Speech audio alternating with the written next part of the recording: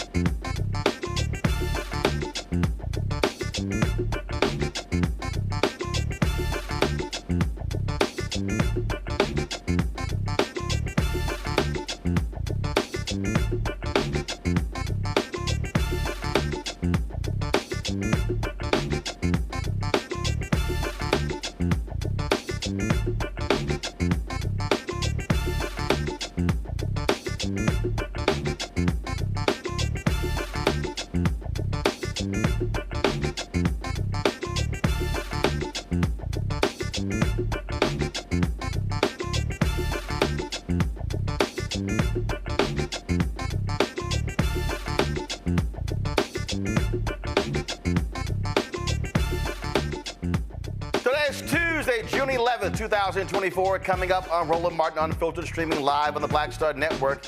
A non-profit organization in Georgia, the Bail Project, which helps thousands of incarcerated people get out of jail as they await trial. Actually, the national organization, they've closed their Georgia branch because of the Republicans' new law that strictly curtails the freedom to post bail for others. We'll talk to an official with the Bail Project. Folks, also, President Joe Biden took the time to remember civil rights icon Reverend James Lawson. We'll show you what he had to say. Also, I have the exclusive video. I moderated a panel in 2017, the Congressional Black Caucus Foundation, ALC. We were talking about Colin Kaepernick and protest. Who happened to be sitting in the audience in the corner of the room? Reverend Lawson. Which I'll show you what he had to say to those assembled. A jury finds President Joe Biden's son, Hunter, guilty on all charges in his federal gun case. In the Justice Department and a Tennessee school agreed on steps to prevent race-based harassment targeting black students. Also, we will again debunk the lie that Donald Trump saved HBCUs. Dr. Walter Kimbrough, two-time HBCU president, we're here to set the record straight. Plus, got a few words about folks complaining that rookie WNBA player Caitlin Clark did not get chosen to be on the 2024 Women's Basketball Olympic team. And Ward Dunn, of course, has his celebrity golf tournament, benefits his initiative to help single families get housing. It is time to bring the funk. I'm Roland Martin Unfiltered on the Black Star Network. Let's go. He's got whatever the miss, he's on it. Whatever it is, he's got the scoop, the fact, the fine. And when it breaks, he's right on time and it's rolling. Best believe he's knowing.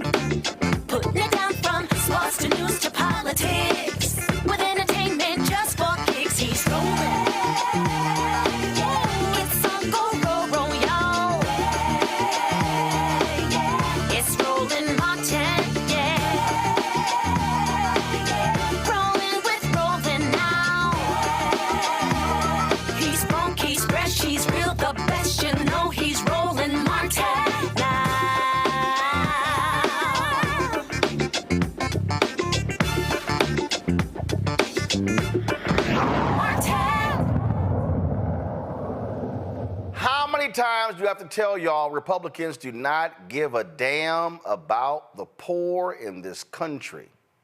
Beginning July 1st, folks who cannot afford bail in Georgia will be stuck there even if they have minor nonviolent charges. Why? Because Governor Brian Kemp signed SB 63 into law, a bill Republicans drove through that expands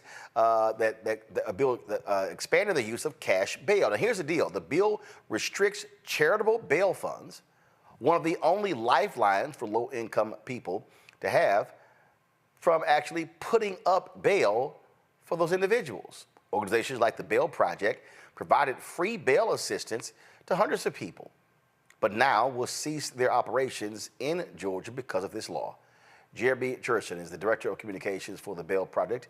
He joins me now from Los Angeles. So Jeremy, here's what to me is just completely stunning. So what these Republicans are saying is, it's perfectly fine for a rich man to put the money up for Donald Trump to appeal his case that he lost in New York. But we can't have a nonprofit raising money that puts up bail for somebody with a minor nonviolent offense. So they can't afford to stay there. Well, they can't afford to get out. They just got to keep their behinds in jail, costing taxpayers more money likely than what the bail is. Well, thanks for having me, Roland. I agree with you completely. The cash bail system creates a two-tiered system of justice, one where people who can afford to pay bail are able to get out, one where people can't, have to remain incarcerated. They lose their jobs, they lose access to their homes, their children. People with behavioral health issues find those conditions worsening in jail. And like you're saying, it increases the burden on the jails themselves, costs taxpayer dollars. We've said for a long time that we think cash bail is a failed public policy. There are more effective ways to address public safety concerns than to use a mechanism like forcing people to pay bail. When bail exists, people who can't pay it wind up unnecessarily incarcerated. And we've been fighting against that for a long time by offering free bail assistance to people. So what I don't understand is, so they're essentially saying that, how dare you as an organization bail people out? And so, oh no, pull yourself up by your own bootstraps and bail your own self out. Yeah, I think there's a fundamental misunderstanding about what the services provided by an organization like the Bail Project offer. In Georgia and Atlanta particularly, we provided free bail assistance and supportive services to about 1,000 Georgians who return to court 91% of the time. And that's just a subset of the 30,000 people we've helped across the country with similar outcomes. We provide them with minimal intervention. We provide them with court notifications, travel assistance to and from court. And when people need some help, whether it's by getting a job or finding access to housing or addressing issues related to mental illness or drug addiction, we help connect them to services that can support them. And so I think the Georgia legislature has been looking for a boogeyman. They've been had a very aggressive posture, at least in Georgia and Atlanta, towards the local bail fund there, the Atlanta Solidarity Fund. There was a big show of force from police because of their alleged engagement in the Stop Cop City protests. And they showed up with effectively a SWAT team and armored vehicles to arrest a couple of nonprofit employees. So I think this is retaliation against that, which has made local officials very concerned, the protests about the police training facility that's being built there. But ultimately, they've misunderstood the services that we provide. We are addressing a gap in a ineffective government support network. You know, effectively, what we're doing is something that government, if it was running properly, would do. And so we're meeting unmet needs, we're addressing unmet needs, and we're helping people. And that really closes the revolving door of justice that the Republicans tend to complain about. But what you also are doing, you're extending people a helping hand. And really what Republicans are trying to do, and I keep seeing this all over, they want to associate their fictitious rise in crime on folks who have been who've been getting out of jail. And that's really the game they've been playing. They want to assign blame to anybody, even if the FBI stats show the crime is actually down. I think that what's important to recognize is that organizations like the Bail Project and many folks that advocate for bail reform are people that are just as concerned about public safety and keeping neighborhoods safe as Republicans say or claim that they are. And the difference is that we tend to rely on evidence, and government and some of our opponents or opponents of bail reform are folks that tend to look for convenient political talking points. But what we know that communities need to thrive and to feel safer is they need access to the supportive services that address the root causes that might lead to justice system involvement in the first place. And that goes very far back. I mean, it makes sure that we provide good food or good schools or public transportation that's effective or good housing, as well as providing services that address things like behavioral health concerns like addiction and mental illness that wind up leading to many people becoming incarcerated in the first place. Our jails across the country are becoming the largest psychiatric institutions in the United States. That's a ridiculous mechanism. Even folks on both sides of the aisle tend to agree that police particularly are being used for things that they shouldn't be used for, like addressing mental health crises. And you know, an effective government would be one that looks much more holistically at public safety concerns, looks to prevent justice system involvement in the first place. And I don't think that they are doing that right now. I think what the Georgia legislature has done is extremely short-sighted. It'll tend to fuel mass incarceration in the state by forcing people with low-level misdemeanors and low-level offenses to become incarcerated because bail will be required to be set against them. I mean, we're talking about people that might have issues with loitering because they're unhoused or something like that. That's not an effective public policy. If the government was serious about safety and really interested in making sure that people in Georgia were safe and getting what they needed, they could have invested their legislative time for a myriad of other options, whether that be expanding the sort of preventative services that I've described so far, or making sure that the pretrial network, pretrial services in particular, are expanded and offered to people more widely than they currently are. So the net effect of this decision, the people in Georgia, you get a minor nonviolent offense, you can't pay your bail, you're screwed. Absolutely. Yeah, I think that that's true. There will be a lot of unnecessary incarceration. There will be more people incarcerated as a result of this new law going into effect. And they really should have thought about that. And Georgia has one of the worst case processing problems in the United States. Cases last there longer than most elsewhere, and they didn't deal with that. Instead, they dealt with finding ways to lock more people up, which is very disappointing. Are y'all seeing this happen across the country? Are other states looking to do what Georgia did? I think it's important to point out to viewers that, bail reform is effective in a myriad of places. There's at least a dozen jurisdictions across the United States that have implemented some form of bail reform, whether that be to minimize or completely restrict the use of cash bail. Illinois being the first state in the country that has completely eliminated the use of cash bail. And they do that in favor of a system that just it creates a robust series of hearings where judges have to make a determination about whether, if somebody is actually a risk to another person or persons, if they were released, that they would detain that person. They need to provide evidence to do that. I think you see regressive legislation coming out across the country in certain states, and I think that often is foolish because there are more effective mechanisms to do this that keep communities safe and stop the revolving door of justice and crime that Republicans tend to complain about. All right, Jeremy, we appreciate it. Thanks a lot. Thanks for having me. Folks, I'll be right back on Roland Martin Unfiltered right here on the Black Star Network. Hello, my brothers and sisters. This is Bishop William J. Barber II, co-chair of the Poor People's Campaign, a national call for moral revival, and president of Repairs of the Breach. And I'm calling on you to get everybody you know to join us on Saturday, June 29th at 10 o'clock a.m. in Washington, D.C. on Pennsylvania and 3rd for the mass Poor People's Low-Wage Workers Assembly and Moral March on Washington and to the polls, and the post effort to reach 15 million poor and low-wage infrequent voters who, if they vote, can change the outcome of our politics in this country.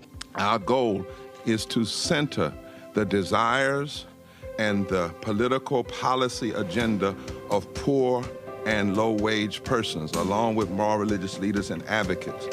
Too often, poor and low-wage people are not talked about, even though in this country today there are 135 million poor and low-wage persons. There's not a state in this country now where poor and low-wage persons do not make up at least 30% of the electorate. It is time that the issues of poor and low-wage people be at the center of our politics. Living wages, health care, things that matter in the everyday lives. We will no longer allow poverty to be the fourth leading cause of death in this country. We must let our voices be heard. Join us. Go to our website, www.poorpeoplescampaign.org. RSVP. Get others to come. Get a bus. Get a van. Get on the train. Come and let our voices be heard and our votes be felt. Lift from the bottom so that everybody rises.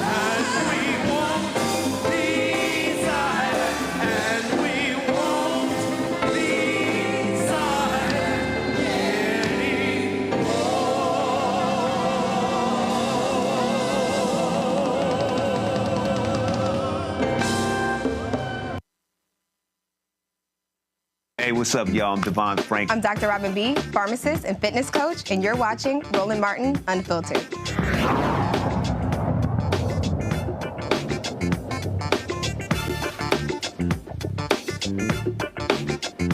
All right, folks, my Tuesday panel, Dr. Mustafa Santiago Ali, former senior advisor for environmental justice at the EPA, joins me from D.C. Randy Bryant, DEI disruptor, also from D.C. Joe Richardson, a civil rights attorney out of Los Angeles. Joe, I'll start with you.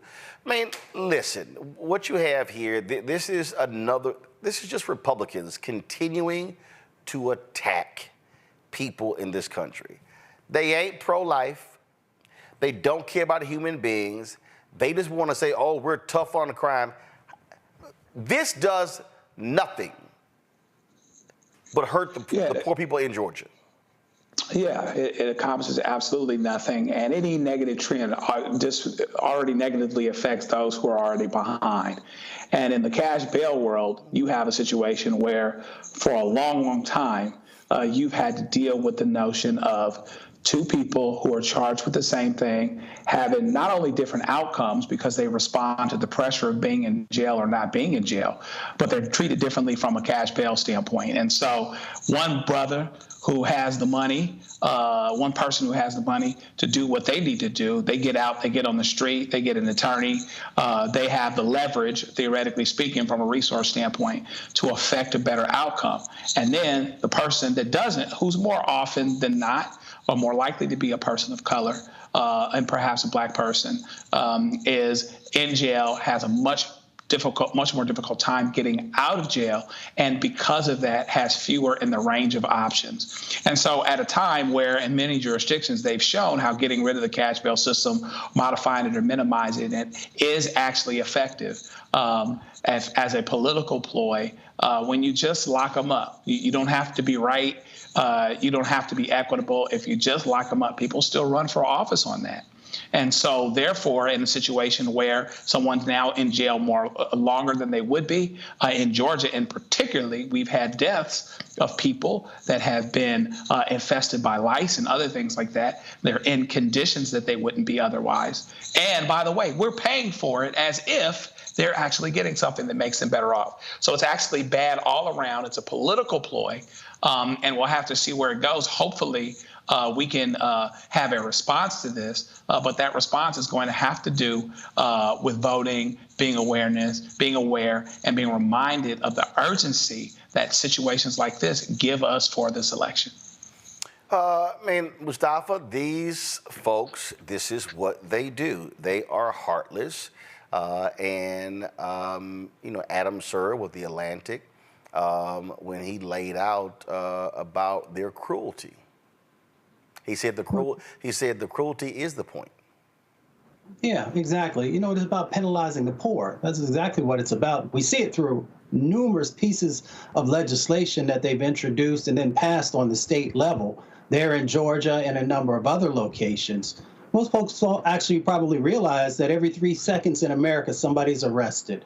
We got 10.5 million folks who are arrested every year in our country. The average for bail is about $10,000. So if you are somebody who's working class, if you are somebody who is dealing with a lower income situation and you have to face this, then you know that more than likely you're going to not have the resources that are necessary to be able to be out while folks are then going to move forward on trying to, move your case forward. It is all about penalizing the poor. It is about demonizing individuals who haven't been blessed with wealth, and then using them as a scapegoat for many of these political ads and campaigns that, unfortunately, the Republican Party continues to embrace. So for those who care about what's happening, let me just say this real quickly, Roland. People continue to talk about they don't want to vote for Biden or other folks on the presidential ticket. This is a great example of when you vote, you can actually make real change happen in your respective states. So if you want to make sure that this no longer moves forward, that people actually have the opportunity to be free and to be able to plead their case, then you should vote. You should vote on that state level and that county level to make sure that you have the right things in place. Randy? It shows that they have created a system where they don't want people to be reformed. They don't want people to change or do better or have a chance in life. They're creating a system to imprison mainly Black people. Let's just keep it frank. And so they don't want us out. And so how can they make it more difficult for us to get out? How can they make it more difficult to penalize people who do not have the money to get out? And so it's just very obvious that there is no concern for us. They keep talking about how the prison system is another form of just modern day slavery, and it seems that way. So they don't want to give us options to get out because this solves nothing. It only hurts people, and that's obviously what they want.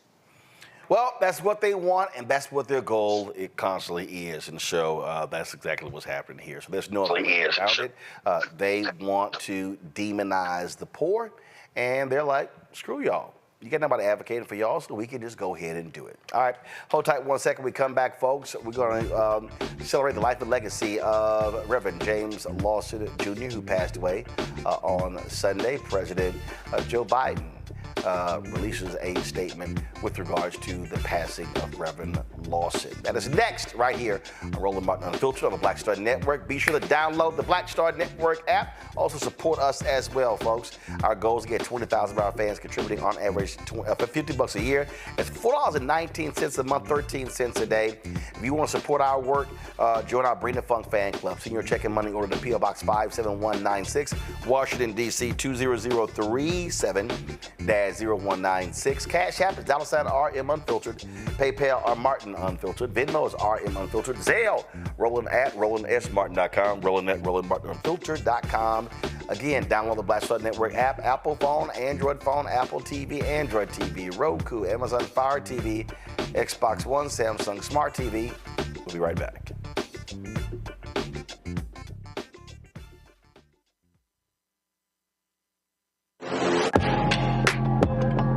A lot of y'all have been asking me about the pocket squares that we have available on our website. You see me rocking the Shibori pocket square right here.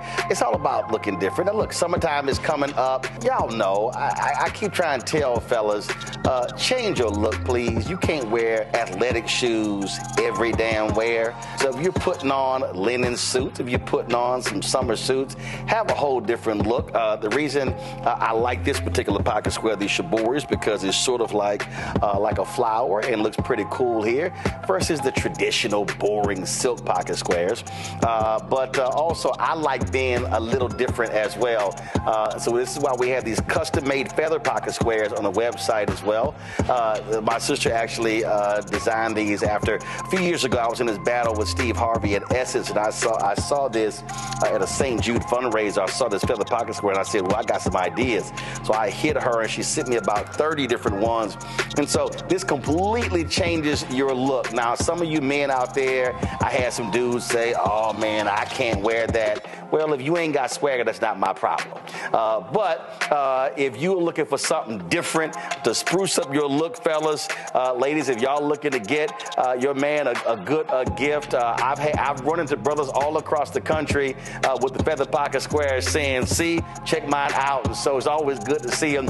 And so this is what you do. Go to RolandSMartin.com/pocket squares. squares. You can order Shibori pocket squares or the custom-made pocket squares. Now, for the Shiboris, we're out of a lot of the different colors, and I think we're down to about 200 or 300. So you want to get your order in as soon as you can, because here's what happened. I got these several years ago, and the Japanese company signed a deal with another company, and I bought them before they signed that deal, and so I can't get access to any more from the company in Japan that makes them. And so get yours now. So come summertime, when I see y'all at Essence, y'all could be looking fly with the Shibori pocket square or the custom-made pocket square. Again, RolandSMartin.com/pocket squares. Go there now.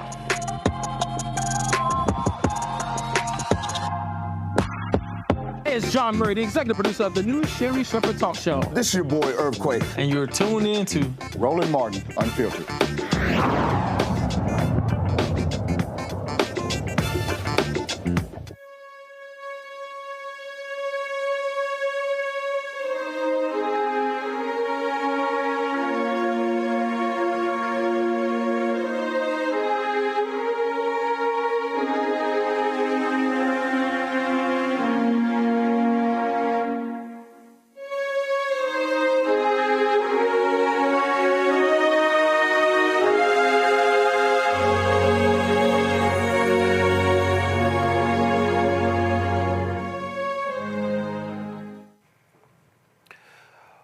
Many people continue to honor the life and legacy of Reverend Dr. James Lawson, Jr., one of our most crucial and pivotal civil rights leaders.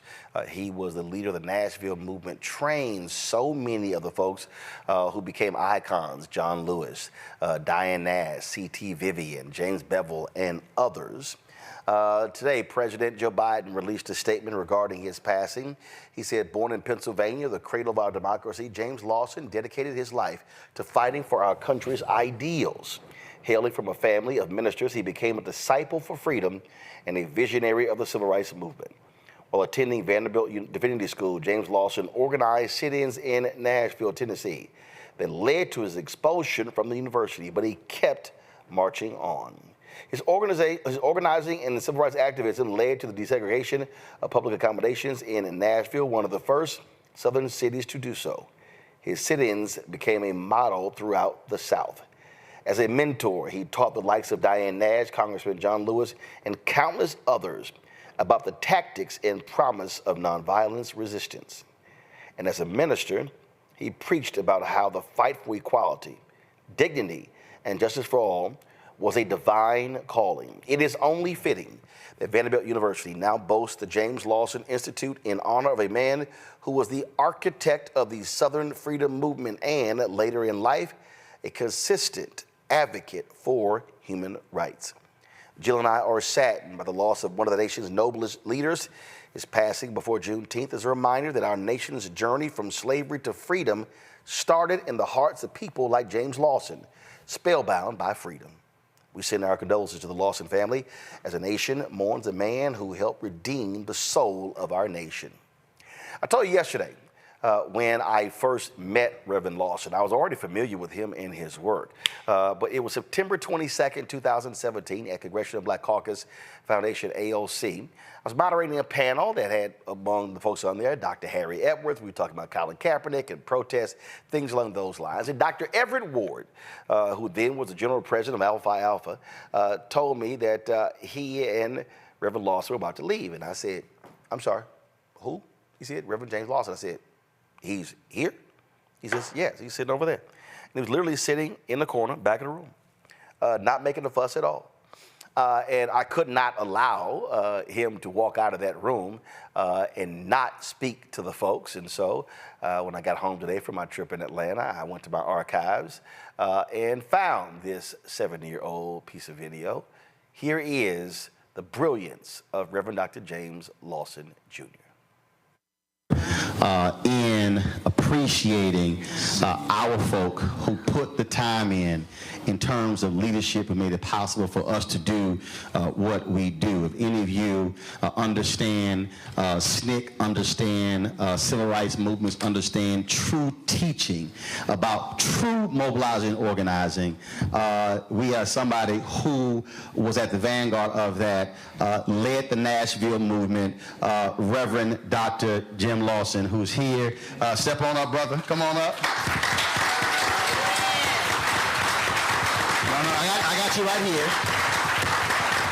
So I want, as somebody who taught those students nonviolence, but also taught them the strategies, your advice, and he is on my list, folks, who I was interviewing leading up to the 50th anniversary commemoration of the assassination of MLK, so we'll be chatting soon.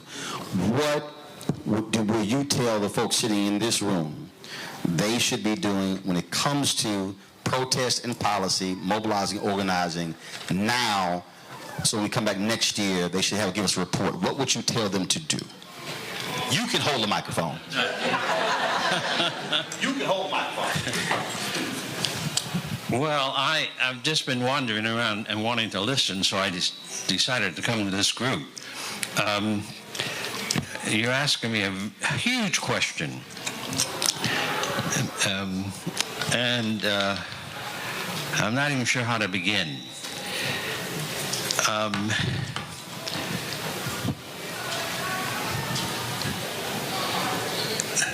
My work did not end in the 17 years I spent with in the nonviolent struggle in the South. Because one of the things that I know I'm very pleased with is that I started teaching poor people nonviolent struggle in Los Angeles and how to organize unions. And now Los Angeles has 800,000 union members, the second largest and most dense city in the United States with labor union, when California was a bitterly anti-labor, anti-union organization. That's happened in my lifetime since about 1980. 800,000 workers organized into democratic unions at the local level. And I know many black folk, many of us have critical of unions. I am too. However, the issue is not voting or not voting. The issue is if you do not have an engaged citizenry at every level of life who are awake and working and pushing and resisting and doing the work that needs to be done at the local level, that is the most important element for a democratic society. Not voting. Not voting. And I vote every year. I've had my voting rights taken away from me, and I've taken them back. So, an engaged people.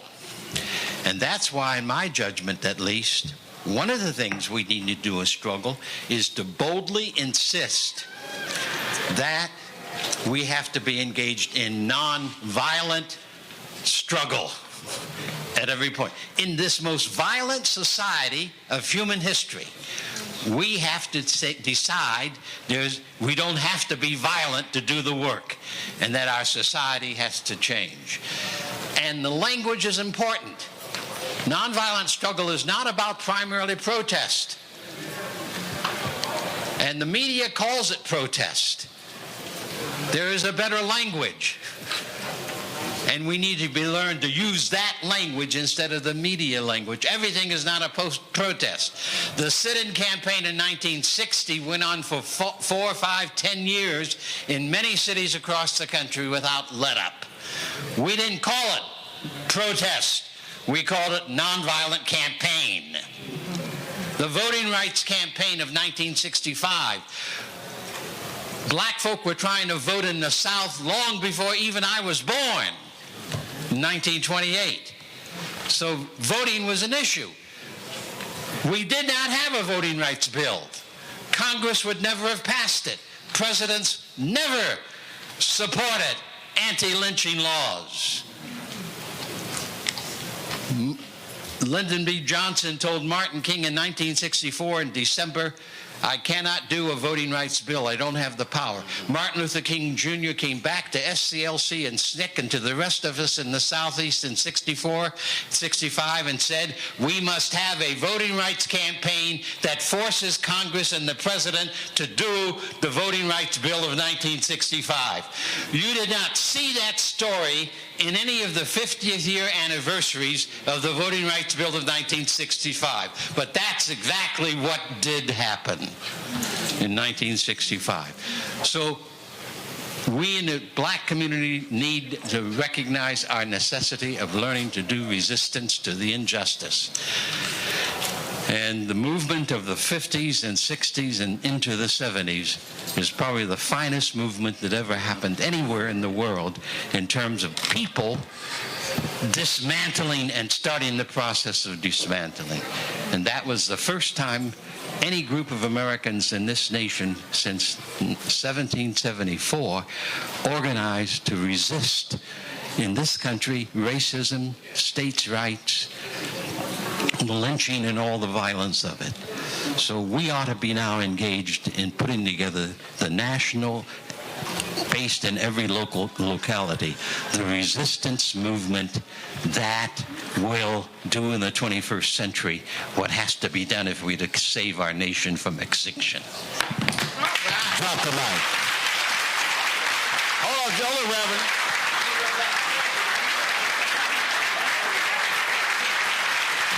Reverend, no. 5 minutes and 5 seconds of sheer brilliance, Mustafa. Oh, I mean, Reverend Lawson was the truth. I was just thinking about that interview that you did with him. He was in his late 80s, or no, late. He was 91. Well, he was 91. Right, and to be so clear and articulate, and to be able to share both the history and the moment you find yourself in. And a set of solutions, even in that moment, is a gift and a blessing that so many of us need to not only hear, internalize, and to begin to move it into action. You know, Reverend Lawson once said that the heart of racism is the idea that a man is not a man. And we still live with that each and every day. A woman is not a woman, a man is not a man, whatever other labels you might use for an individual. But we find ourselves in that similar moment that he fought for decade upon decade upon decade. We are so blessed to have had him in the physical form for so long, and now to have him not only with the ancestors, but be in the spiritual form to continue to guide us forward. You know, Randy, I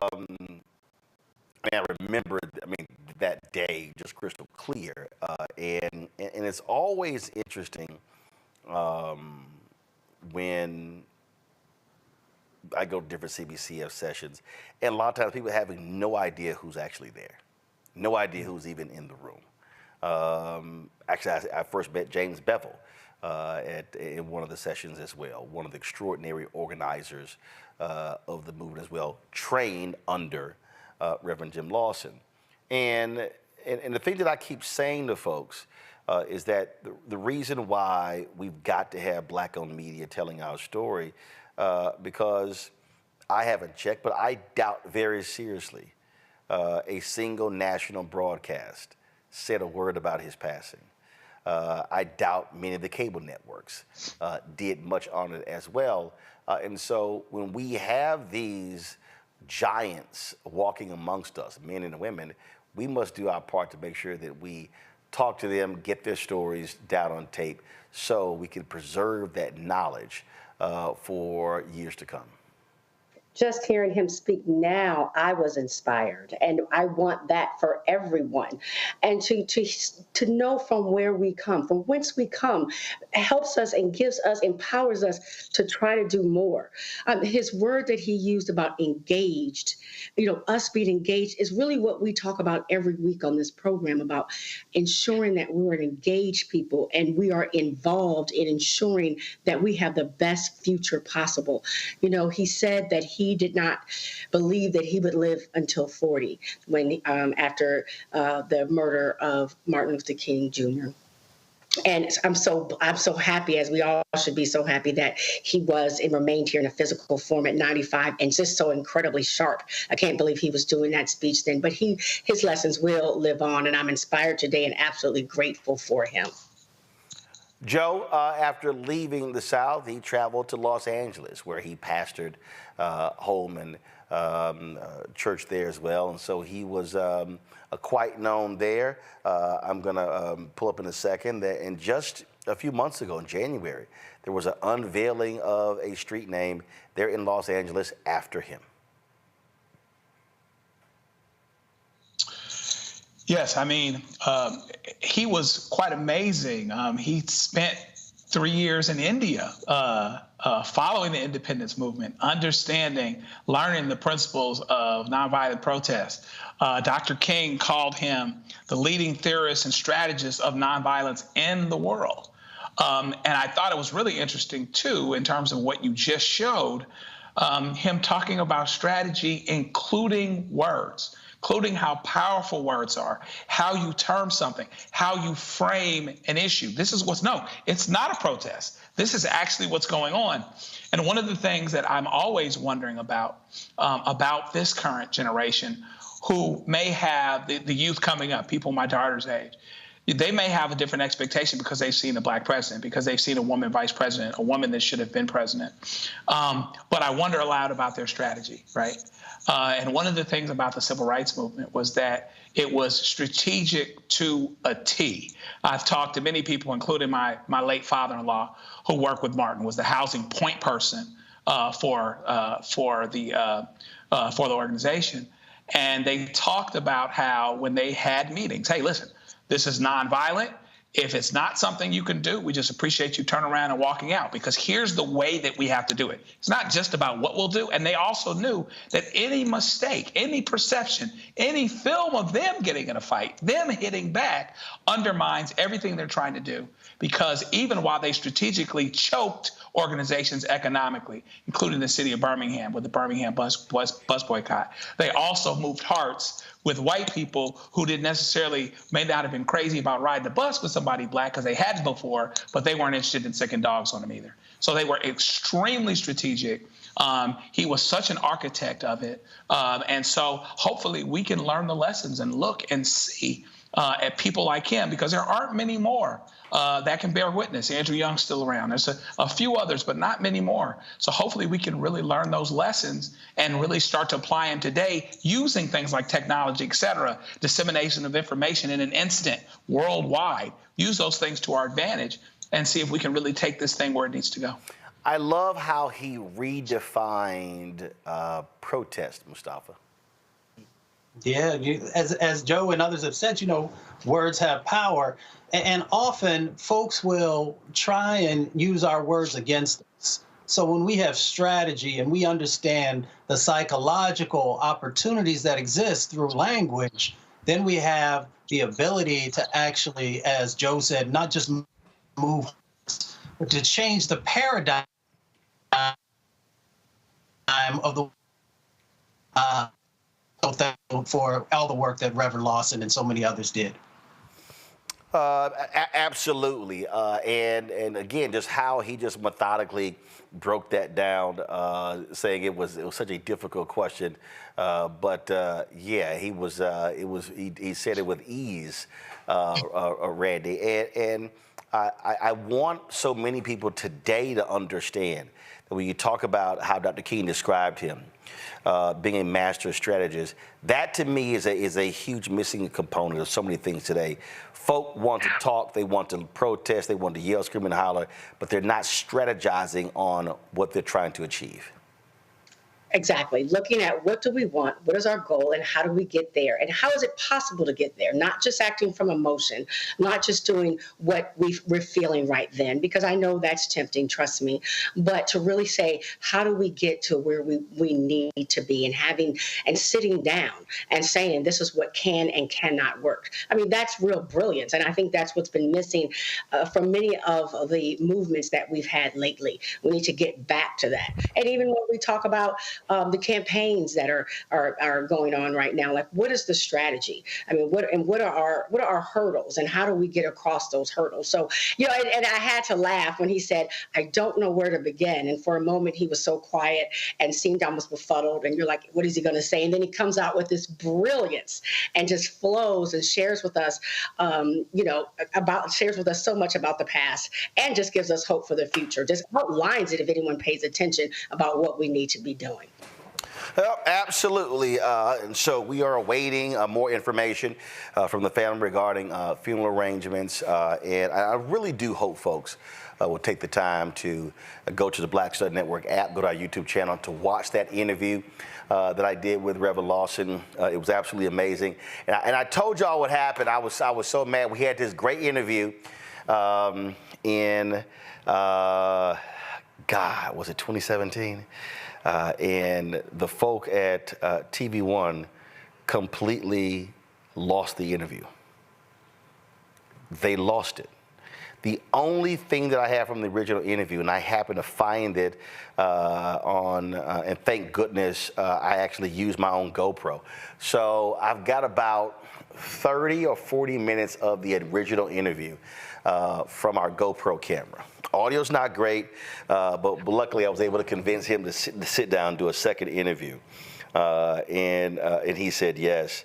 Because it was just, again, it's needed. And when I look at so much of what's happening today, and I'm telling our folks, it's, we've got tremendous leaders, great folks who are becoming ancestors, and mainstream media completely ignores them. They don't talk about them, they don't mention them, they don't really delve into their life. But that's also why Black-owned media is critically important, because we can't just simply allow other people to tell our story. That is important for us to do as well. And so, again, we continue to honor the life and legacy of Reverend Dr. James Lawson, Jr. All right, folks, we come back. More to talk about on the show, including we're going to break down and just bust these folks who keep lying about Donald Trump and HBCUs. I mean, I'm talking about lie after lie after lie after lie. Y'all, they're all lying. So we're going to talk about that. That and Warwick Dunn, of course, NFL running back, has done some amazing work when it comes to housing. Had an opportunity to go to Atlanta for his celebrity golf tournament, raising funds for his foundation. And so we'll hear from one of the women who has been helped by his foundation. We'll hear from him as well. Folks, you're watching Roland Martin Unfiltered right here on the Black Star Network. Now streaming on the Black Star Network. It was my junior year at Georgetown, and Spike calls me and he says, Malcolm, what are you doing next year? So, graduating, He said, take a year off, work on Malcolm X. I said, okay. But first of all, for the folks who don't know, Spike is my cousin. Spike is my cousin. Just for the person watching, like, how the hell is Spike just gonna tell you that it's true? It's true.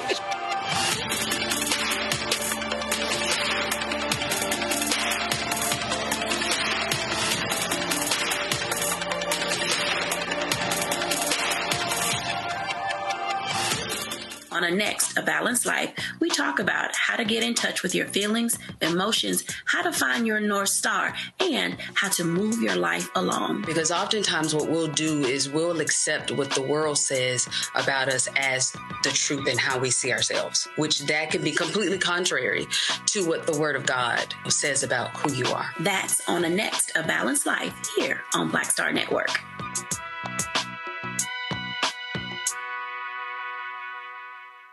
Fanbase is pioneering a new era of social media for the creator economy. This next generation social media app with over 600,000 users is raising $17 million, and now is your chance to invest. For details on how to invest, visit startengine.com/fanbase or scan the QR code. Another way we're giving you the freedom to be you without limits. Hatred on the streets, a horrific scene, a white nationalist rally that descended into deadly violence. White people are losing their damn minds. As an angry pro-Trump mob storms the U.S. Capitol, we've seen shooting. We're about to see the rise of what I call white minority resistance. We have seen white folks in this country who simply cannot tolerate black folks voting. I think what we're seeing is the inevitable result of violent denial. This is part of American history. Every time that people of color have made progress, whether real or symbolic, there has been what Carol Anderson at Emory University calls white rage as a backlash. This is the rise of the Proud Boys and the Boogaloo Boys. America, there's going to be more of this. Here's all the Proud Boys, guys. This country is getting increasingly racist in its behaviors and its attitudes because of the fear of white people. The fear that they're taking our jobs, they're taking our resources, they're taking our women. This is white fear.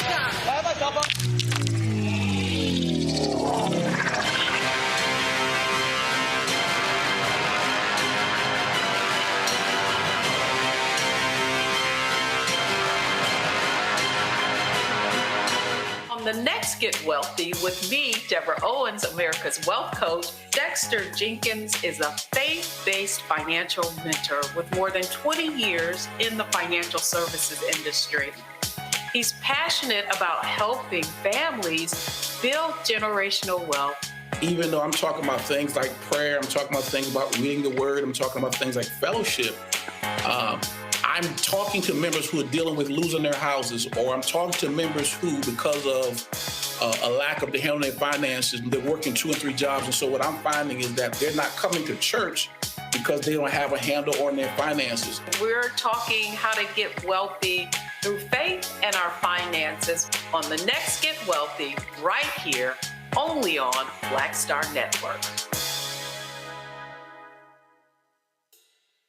Next on the Black Table, a man Cornel West calls the greatest Democratic theorist of his generation. Adolph Reed joins us to talk about his eventful life and his book, The South, Jim Crow and its Afterlives. Somewhere between an electoral sweep or an out-and-out coup or putsch, I think the danger is quite real. Join us for the Black Table, only on the Black Star Network. Bruce Smith, creator and executive producer of The Proud Family, Louder and Prouder, and you're watching Roland Martin Unfiltered.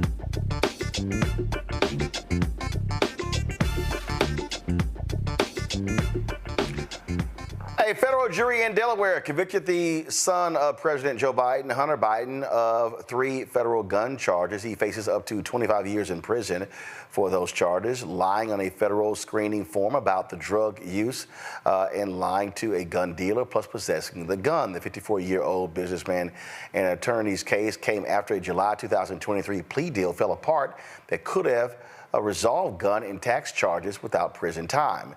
Hunter Biden still faces another federal trial starting September 5th in California for allegedly avoiding taxes. And what you got going on, you got Republicans who are now upset. And I love that some of them saying, oh, well, this should have never been the case. Then you got Speaker Mike Johnson saying, well, it still shows you there are 2 justice systems, one for Trump and one for others. These folks are 100% trash, Randy. Absolute trash. Absolute trash. We knew what they were going to say. The one thing we have to remind ourselves is that Hunter Biden is not running for president. And Trump is, and he has 24 felonies against him. So let's just, talk about the difference there. Look, it's a difference. And again, what you have here, without a doubt, Joe, are folks who are joking. And I go back to that ridiculous interview Dr. Phil did when he said, Biden, he could, with Donald Trump, Biden, he can call these things off. So Biden will call off prosecution of Trump. Don't you think he would do it for his son? And he didn't. And not only did he not do it, but he said that it would be going forward and that he wouldn't be pardoning him if he was convicted. And so now, that's not to say that the Bidens don't have privilege and access that a lot of regular folks don't have, but he did let the system do what it does. And his son is going to have to be accountable by sentencing guidelines. He probably doesn't go to jail, but that's because of the nature of the beast and the fact that he's never been convicted of anything, et cetera. But Donald Trump and Donald Trump's subordinates don't get to say that there's a 2-tier justice system, or at the very least, that they're on the bottom tier of a 2-tier justice system. They're on the top tier, given the resources that they've had, the availability that he's had to lawyers, to money, and the fact that statistically speaking, he probably will never do a day of time, as it were. So they still got no complaints, relatively speaking. Mustafa?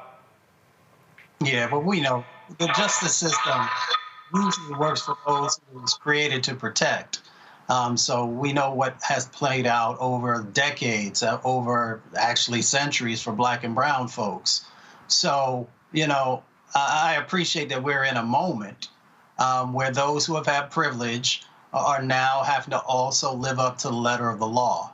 With that being said, we also know that addiction is a mental health issue, and it is also a physical health issue, and that we should be doing more to help people who are dealing with that. And we often just jump to the incarceration aspect of the conversation instead of also talking about how do we make sure that people never find themselves in that situation. Absolutely, folks.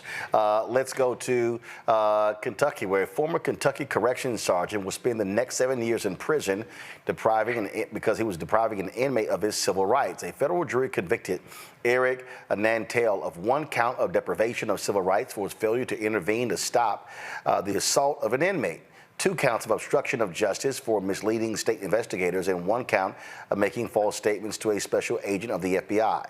According to court documents, Nantel watched the beating of a non-violent inmate and covered up the incident by lying about what actually happened. This right here is the latest example of a Department of Justice that's taking aggressive stances. For instance, this as well, the DOJ has settled with Hawkins County, Tennessee schools to resolve its investigation into allegation of race-based harassment and other discrimination targeting Black students. The month-long investigation discovered that the incidents of harassment, including a mock slave auction to sell Black students to their white counterparts, while white students repeated an open use of the N-word and a Monkey of the Month campaign to ridicule Black students. Although the school district took steps to acknowledge some of the harassment, the DOJ found the response was not sufficient to protect the constitutional rights of Black students. Under the agreement, Hawkins County schools must implement significant reforms, including hiring a compliance officer to oversee the effective resolution of race discrimination and harassment complaints, retaining a consultant to support the school district in implementing the agreement, and creating a discrimination-free learning environment for all, creating a new electronic reporting portal to track and manage complaints and the district's response to complaints, updating its racial harassment and school discipline policies to more accurately track and consistently respond to complaints of race-based harassment, training staff on how to identify, investigate, and respond to complaints of racial harassment and discriminatory discipline practices, informing students and parents of how to report harassment and discrimination, implementing listening sessions, school climate surveys, training and educational events on identifying and preventing race discrimination, including discriminatory harassment, and analyzing discipline data and amending policies to ensure non-discriminatory enforcement of discipline policies. I keep saying over and over and over again, Joe, elections matter, and a Biden-Harris Department of Justice has been far more aggressive on putting jailers and wardens in prison for their actions and also tackling racism in our schools. Yeah, absolutely. And from school districts to police departments. Under the Biden administration, it's like under the Obama administration, you would have consent decrees for police departments that aren't doing the things that they need to do.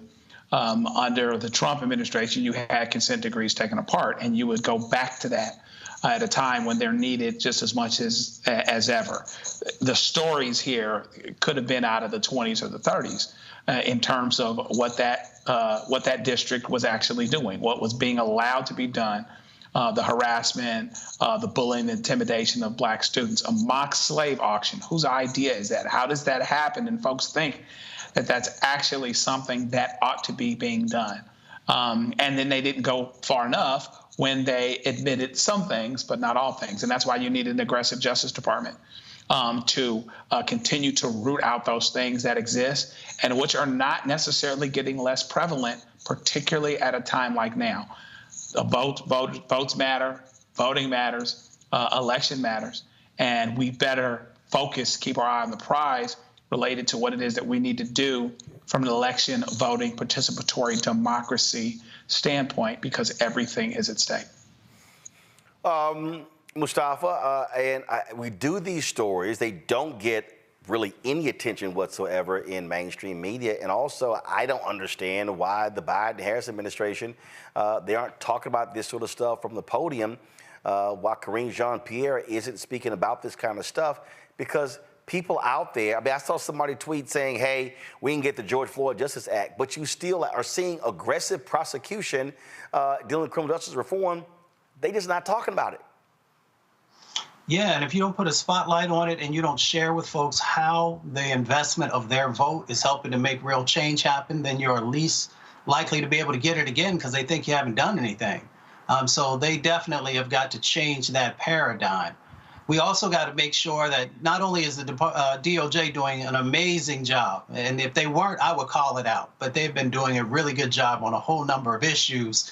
And as we talk about voting again, it is so critically important for you to also be thinking about on the local, the county, and the state level about the individuals who are best going to not only protect your kids. It's amazing that we still have kids who are being put in these types of situations in the 2020s, right?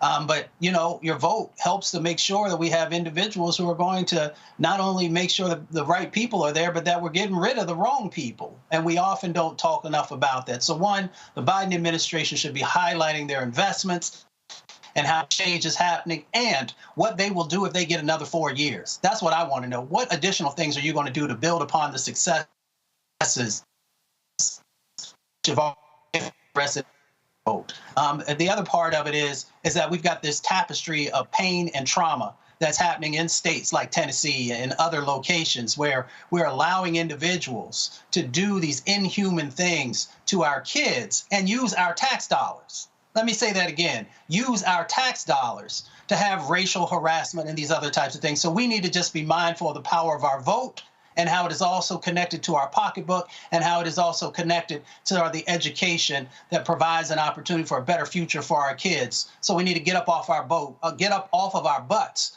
do our research, and then vote. Randy. And this also goes to voting for even down to the school boards, and ensure that there's some oversight. What I don't like not seeing is a level of accountability. What happens when teachers or principals or resource officers allow this sort of abuse? Because that's what's happening in those schools to happen. I mean, it really burns me up when I see children being treated this way, because it is abuse. It doesn't, the memories of what happened does not go away. It affects their self-esteem for years and years to come, maybe forever if they don't get some kind of counseling. And those people were paid. Our tax dollars were used. And it's just so incredibly upsetting to me. And so it's not just what are we going to do, but what are we going to do when someone doesn't ensure that our children are safe and protected? That's what I want to see. But absolutely, the Justice Department has been shining a light on all of these atrocities. We don't hear about it as much as we should, but we at least are hearing about it, and they're going after these people. All right, folks, hold tight 1 second. We come back. Donald Trump and his Republican minions continue to lie about how great he was for HBCUs. We have broken this thing down on numerous times. Now they're out on the campaign trail, lying. So we're going to show y'all what the actual numbers are so you understand what the truth is. Folks, support Roland Martin Unfiltered and the Black Star Network by joining our Brina Funk Fan Club. So your check and money order to P.O. Box 57196, Washington, D.C., 20037-0196. Cash App is $RM Unfiltered. PayPal are Martin Unfiltered. Venmo is RM Unfiltered. Zelle, Roland at RolandSMartin.com, Roland at RolandMartinUnfiltered.com. And be sure to download the Black Star Network app. Apple phone, Android phone, Apple TV, Android TV, Roku, Amazon Fire TV, Xbox One, Samsung Smart TV. Also, don't forget to get a copy of my book, White Fear, How the Browning of America is Making White Folks Lose Their Minds. Available bookstores nationwide. Get the audio version on Audible. We'll be right back.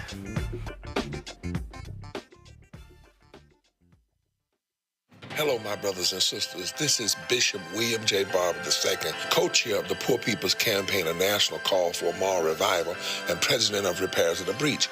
And I'm calling on you to get everybody you know to join us on Saturday, June 29th at 10 o'clock a.m. in Washington, D.C. on Pennsylvania and 3rd for the Mass Poor People's Low-Wage Workers Assembly and Moral March on Washington and to the polls. And the post effort to reach 15 million poor and low-wage infrequent voters who, if they vote, can change the outcome of our politics in this country.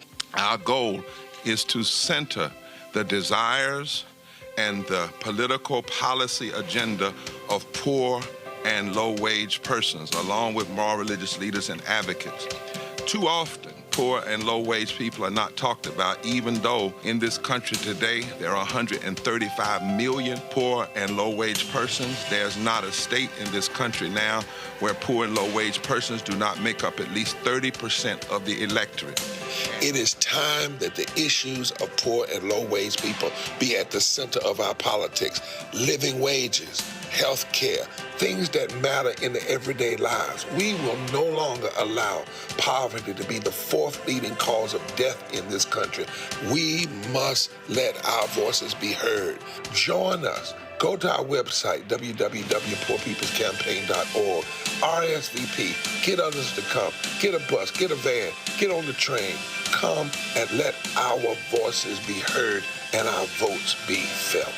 Lift from the bottom so that everybody rises.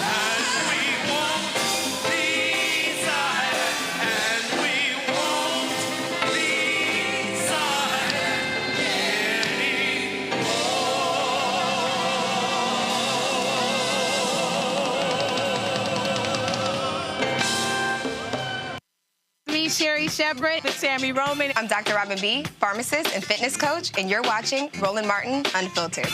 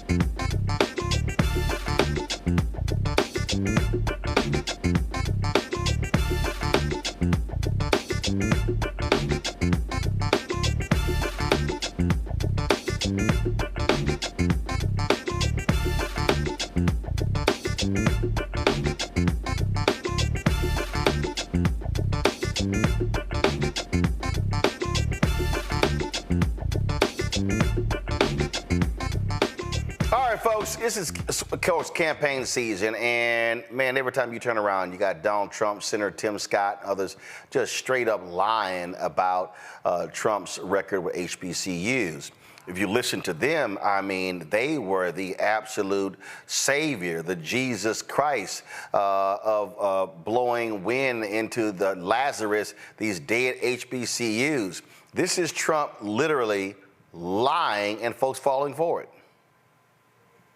It should be 100% of the black people should vote for Trump, because I did more for black people than any president other than Abraham Lincoln. It's true. It's true. I did more than any president other than Abraham Lincoln. Think of it. Criminal justice reform. I took care of the black colleges and universities. They would come up to Washington. After 3 years, they said, why do you guys keep coming back? One of them, I got friendly with some of them, really good people. They said, every year we come back looking for money. They do a great job. Black colleges and universities, they have very little money. And then you look at Harvard and these maniacs, and they have billions and billions of dollars. Very unfair. We're going to have to look into that whole situation. We're going to have to. And Elise did a very good job when she destroyed that person, the big plagiarizer from Harvard. I think did she plagiarize every document she ever wrote? I think so. The only thing she had going for her was nice glasses, if you like that look. No, Elise did a fantastic job. We all know that. She was amazing, and it really revealed what they were all about. But I took care of the black colleges, universities, opportunity zones. Okay, first of all, I'm going to go reverse order. Opportunity zones. Straight line. There is absolutely no data that exists that shows opportunity zones greatly benefited African Americans. In fact, one of the Baltimore pastors who stood with Donald Trump when it was announced came on this show 6 months later and blasted them, saying it hasn't been working. Now, Senator Tim Scott, he's been running around touting opportunity zones as well. No data, no numbers, no economic numbers, no jobs, no nothing, just them saying, oh, we did a great job. Then you hear him talk about criminal justice reform. Let me also remind y'all, that was led by Democrats in the House. They control the House. When it went to the Senate, it was Democrats, Dick Durbin, Kamala Harris, Senators Dick Durbin, Kamala Harris, Cory Booker, and Republican Chuck Grassley, who chaired the Senate Judiciary Committee, who said, this bill ain't good enough. Then the bill got toughened. Then it went to Trump's desk for signature. But he sits here and claims, oh, these presidents, they come here begging, and they're going to keep begging, and I made HBCU funding permanent. That's what he says. The likes of Senator Tim Scott and others, they have repeated that lie. And for people who don't read, who are simply not engaged, they don't understand that information. Well, one of the folks who has been president of a couple of HBCUs actually was in D.C. and in an Oval Office. So, of all people, he would probably have a vested interest in whether or not what Trump said was true or false. Certainly right now, Dr. Walter Kimbrough, of course, he was president at Dillard. He was also president in Arkansas there as well. Philander, you've done work at Morehouse, did I miss any other HBCUs? Albany State. Albany State. All right, so let's just say you got your HBCU credentials. Yep. All right, and you have been tweeting this stuff, you've been reporting this stuff, and it grates on you every time you hear this man say what he says about HBCUs. Yep. It just... I mean, being an educator, you really want to focus on the truth and people understanding. And because Trump, and I think Greg Carr talked about it last week, his superpower, we got to give him credit. He just lies and there's no retribution, and he just says it over and over again, so people feel like that's the right thing. They have no idea. I don't even think he understands how the federal budget works because of the way he talks about how I did X, Y, and Z. And so it's really, an opportunity for us to explain how federal funding for HBCUs works and who has really done the work to provide funding for HBCUs. So that's why I keep pushing back to say, no, this is an opportunity to tell what we need, and then to keep pushing for additional funding, because the power doesn't necessarily reside with the president. It's going to be through Congress, and that's where a lot of the movement has happened. So let's deal with this first. They keep saying, oh, that was this program. And it's like, no, we guaranteed funding. And when people hear that, they think, oh, there are billions of dollars that are now guaranteed for HBCUs because the benevolent benefactor, Daddy Trump, actually made it possible. It's a program. Explain to people this program. So it's one program that was started by George W. Bush in the 2008 budget, it was supposed to be a 2-year program to add $85 million to HBCUs, about $250 million when you add Hispanic serving institutions and other minority serving institutions. $85 million for HBCUs, about $250 million for Hispanic serving institutions. Everybody together. That includes $85 million. Now, first of all, for people who don't know, how many HBCUs are there? So we're talking about 101, 102 HBCUs. Okay, so 85 million, 101. Now we talk about Hispanic serving institutions. Again, for all the silly Negroes out there who I got to deal with on this one, see, there they go, Hispanics get more than us. Explain what compromises an HSI, Hispanic Serving Institution. So the only thing you have to do to be a Hispanic Serving Institution is 25% of your student body is Hispanic. So there are institutions that wake up one morning and say, oh, wow, we're now an HSI. So now they're eligible for that money. So most of these institutions, you could go on the campus and not know it's an HSI because it's still predominantly white. So and there are over 500 institutions that categorize themselves now as HSIs. All right. So, for instance, my alma mater, Texas A&M, is an HSI. All right. Yep. So people, it just kills me when people go, see, Hispanics are getting more money than us. Don't even know what the hell a HSI is. Right. Okay. So this program, it's supposed to be a 2-year program.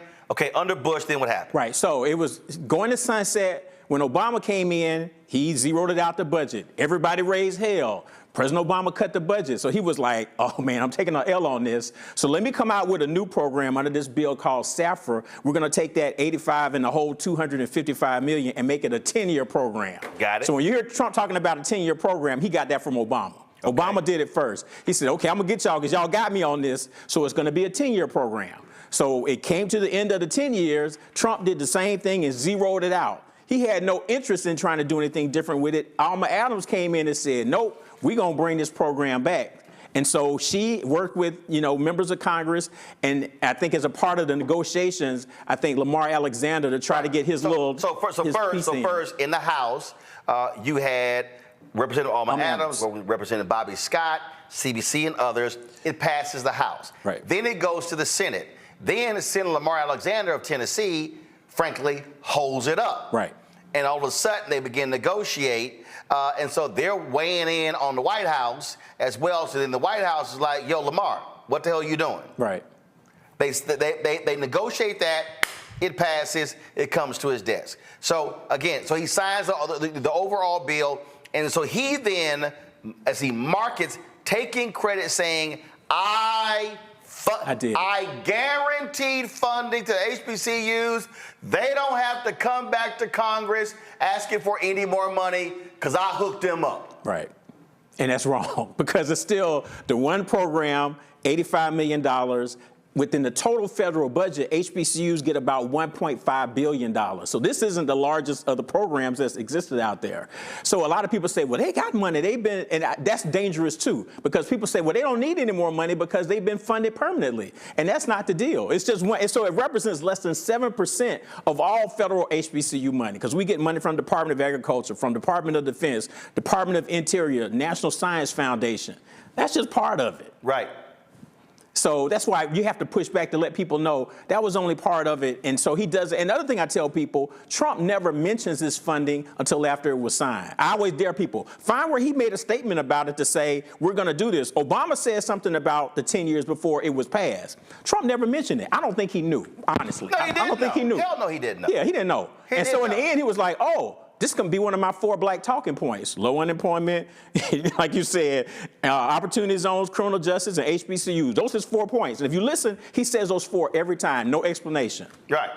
That's it. And there's never a dollar figure attached. No. Same with Senator Tim Scott. Senator Tim Scott has gone on Fox News. He's gone on CBS numerous times, touting, how great, benevolent benefactor Daddy Trump has been to black people in HBCUs. Right. That's part of the problem that and what I try to tell people too, because people will say, well, do HBCUs get more money after Trump becomes president overall in the budget? The answer is yes. There's been more money because the federal budget in his 4 years increased by 70%. He blew the budget out of the water. During Obama's time, his 8 years only increased 14%. So far in Biden's, it's about 7%. So he spent the most money because he wanted to put all the money in the military. Right. And that was a part of the challenge. But the HBCU money didn't grow. And I always tell people, don't just look at the end product because the president presents what's called a skinny budget in February or March. Congress then appropriates the money. Right. Some people say the president proposes, Congress disposes. So I always say, go back and look at what he asked for. And if you look over his 4 years, Trump asked for a negative $117 million for HBCUs. Whoa. He proposed $117 million worth of cuts in 4 years. That's the number. That's the number. You never want it. They never talk about it. They will never talk about. They'll look at the end and say, well, HBCU, their budget went up over $100 million. It did because members of Congress said, nope, we're not paying attention to you. We're going to add more money. In his, I think, one of his statements about what Trump did for HBCUs, they'll say he increased HBCU budget by 14%. That was that first year. He didn't do that. That was Doug Jones and Kamala Harris. Because they wrote a letter to their colleagues. They had 12 colleagues sign on and say, y'all gonna spend all this money on defense? We gotta take care of HBCUs. Hold on. Let's not speed of it. So for all them people who say Senator Kamala Harris, she ain't done enough for black people. Kamala Harris and Doug Jones, that 14% that if you look on the list that they have from the Trump archives about what he did for HBCUs, and you'll see 14%, that 14% you can tie directly to Kamala Harris and Doug Jones. You can look at the letter. They advocated for that. So she was a big part of that money that HBCUs got, but then Trump took credit for it. His first year, he proposed a flat budget. He wasn't trying to give HBCUs any money. And overall, he tried to cut over $100 million. I don't even count SCOG, work study. SCOG, what is that? That's a supplemented educational opportunity grant that a lot of black students use all over, not just HBCUs, but that's an important program. And of course, black students know about work study. He tried to just decimate those programs. And so when he presented particularly his FY20 budget, when he got rid of the $85 million, the Thurgood Marshall Fund wrote a letter saying, man, you're trying to cut everything. And people don't want to read that. So they just look at the end and say, oh, he did such a great job. I said, look at his budget, because your budget shows what your priorities are. Right. And his budget was always a cut for HBCUs. And the thing that also jumps out at me, again, as we're walking through this, first of all, let's be real clear. He only been to one HBCU campus. And he wasn't invited by that school.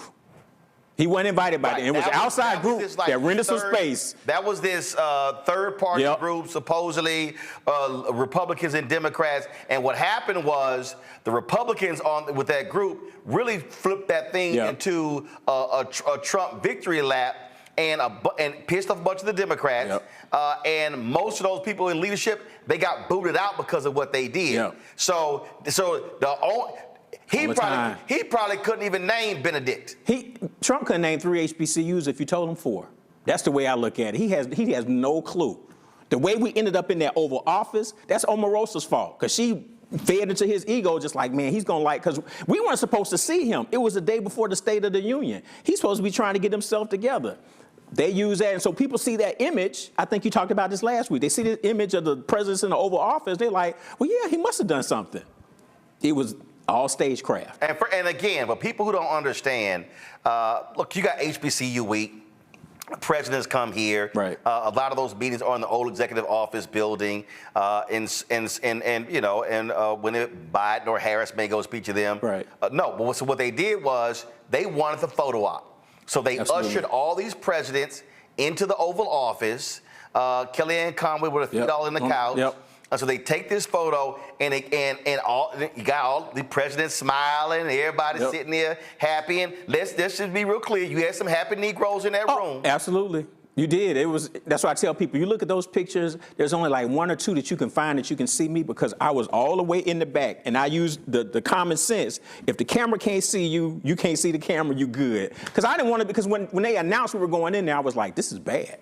this is going to be bad for everybody. And we were walking out and people's phones blowing up like their officers saying, yeah, people saw you. I said, yeah, I don't want. And the next morning I was on CNN just like, look, that's not why I came. And Omarosa was upset with me, but I was like, nope, I'm distancing myself because I didn't come here. We came here to talk to DeVos because we know she don't know nothing about education or HBCUs. Betsy DeVos, who was Secretary of Education. Right. So we were supposed to spend all our, so the time that could have been useful to try to get her on board, we wasted walking over there taking pictures with your boy and then going back. We just wasted the whole time. It was ridiculous. And what they then did was when people were speaking outside, remember Johnny Taylor, Lily Baskerville, Michael Lomax, they tried to spin that as saying, oh, see, they were supportive of the president. First of all, they are over organizations that fight for the money. And they're also nonpartisan. Right. And so that's their responsibility. And look, president's fighting for the money as well, but you also got to understand when you're being used and when you're being played. Yeah. Yeah, and you can tell, too. I mean, I always tell people the very next day he signed the executive order, and I think back then you did the show and we talked about it, and you talked to Omarosa about it because they talked about how fast it was. And as I told y'all, I was like, it's almost word for word the same thing as Obama's. So it's like no thought was put into it. You just changed a couple of things. It's the same thing. But that's how they play the game. Trump and his people understand, most people know nothing about HBCUs, so I'm going to tell them this is what I did, and his fans say, yep, that's what he did. That's why all those white people were clapping in that rally. Yeah, they're just clapping. So they're like, that's great. That's wonderful. But look what he did for the blacks. Right, but I asked him, it's like, you haven't heard not one HBCU president say any of the things that Trump is saying. Not one. The advocacy groups don't even say that. And there are, like I said, Thurgood Marshall criticized them, and UNCF has criticized them too to say, you said you were going to do X, Y, and Z. All right, we want to see what you're going to do. And he didn't do anything. They were just like, so it was all just for show. But it's a part of his 4-point, this is what I do for black people. Yep. Walter, hold on one second. Folks, we were talking, of course, earlier about Reverend Dr. James Lawson, Jr. And Congresswoman Maxine Waters. She has some votes, but she wanted to share her perspectives on his life and legacy. And so let's quickly go to Congresswoman Waters. Congresswoman Waters, you there? Yes, I'm here, and thank you so much, Roland. You're the one journalist, owner that we can count on to deal with our leaders and the loss of our leaders, making people be reminded of whom they were and what they stood for and what they did for all of us. And so thank you one more time for doing this and for recognizing the work and the legacy of Reverend James Lawson. He, of course, pastored the church there in Los Angeles after leaving the South, and he was quite influential in the City of Angels. Absolutely. He pastored Holman Methodist Church, well-known Methodist church in Los Angeles on Adams Boulevard. And he had almost, I think, 3,000 in that membership. And he held all kinds of seminars and workshops, and he preached nonviolence. This was after he had spent all those years with Dr. Martin Luther King, and Dr. Martin Luther King described him as the strategist on nonviolence. He was an extraordinary human being. He suffered a lot. He was kicked out of Vanderbilt.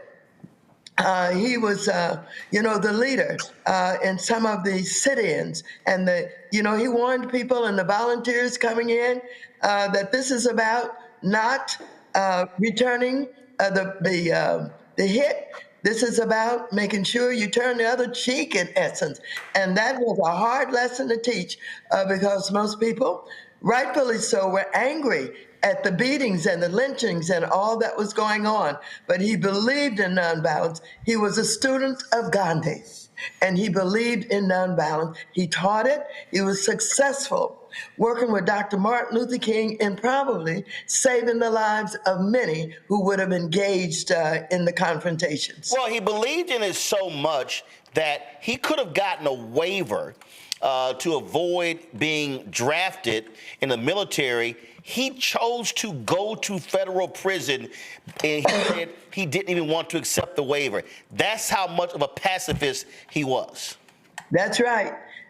He was absolute in his knowledge and his thinking And again, I think it's important that we can visualize volunteers coming to work in the civil rights movement and then being directed to have to sit in on one of the lessons that was being taught by Dr. James Lawson. He would tell them, this is not for the faint of heart.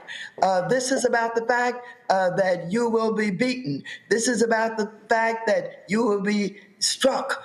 This is about the fact that you'll be spit on and on and on. And he would let people know that nonviolence was a serious commitment. But you know, the more I think about it, over the years, he probably saved a lot of lives because they would have outgunned us anyway. They would have outdone everything necessary to get rid of us, and that is kill us as they were doing even more. And so we must appreciate what he did. It was a tough job, and it was divisive in some of the Black community that did not believe in it. But in the final analysis, he won. He won with the thinking about what we needed to do to be opposed to, discrimination and racism and violence and all of that. And one of the things that also, for me, that jumps out, I mean, talk about him being a master strategist. But even at 91, 92, he died at 95. I mean, that mind was sharp as ever. That's the eulogy that he gave at John Lewis's funeral was extraordinary. Everybody talks about Obama. I said, no, the real eulogy was the one James Lawson gave. I played a clip earlier when we were at CBCF, and he happened to be in the room and just sitting in the corner, the back of the room, just listening, and I had to bring him up when I was told he was there. I said, wait a minute. I said, who's here? And he dropped so much knowledge in 5 minutes and 5 seconds. But just, and the other thing, he did not seek credit. He wasn't trying to be a civil rights celebrity, and that was never his thing. You're absolutely correct. And the fact that he came home to Los Angeles and was the pastor at Holman Methodist Church for 20 years after, being a real leader in the civil rights movement. He was one of the most important assets to Dr. Martin Luther King and the civil rights movement. And Dr. King believed in him, and he trusted him, and he always promoted nonviolence and made it known that he was really taught by James Lawson. So he was an extraordinary man. And you're right about his ability to speak even into his later years in the 90s. He was 95 years old when he passed here just a day or so ago. But he is recorded in history for the role that he played in the civil rights movement.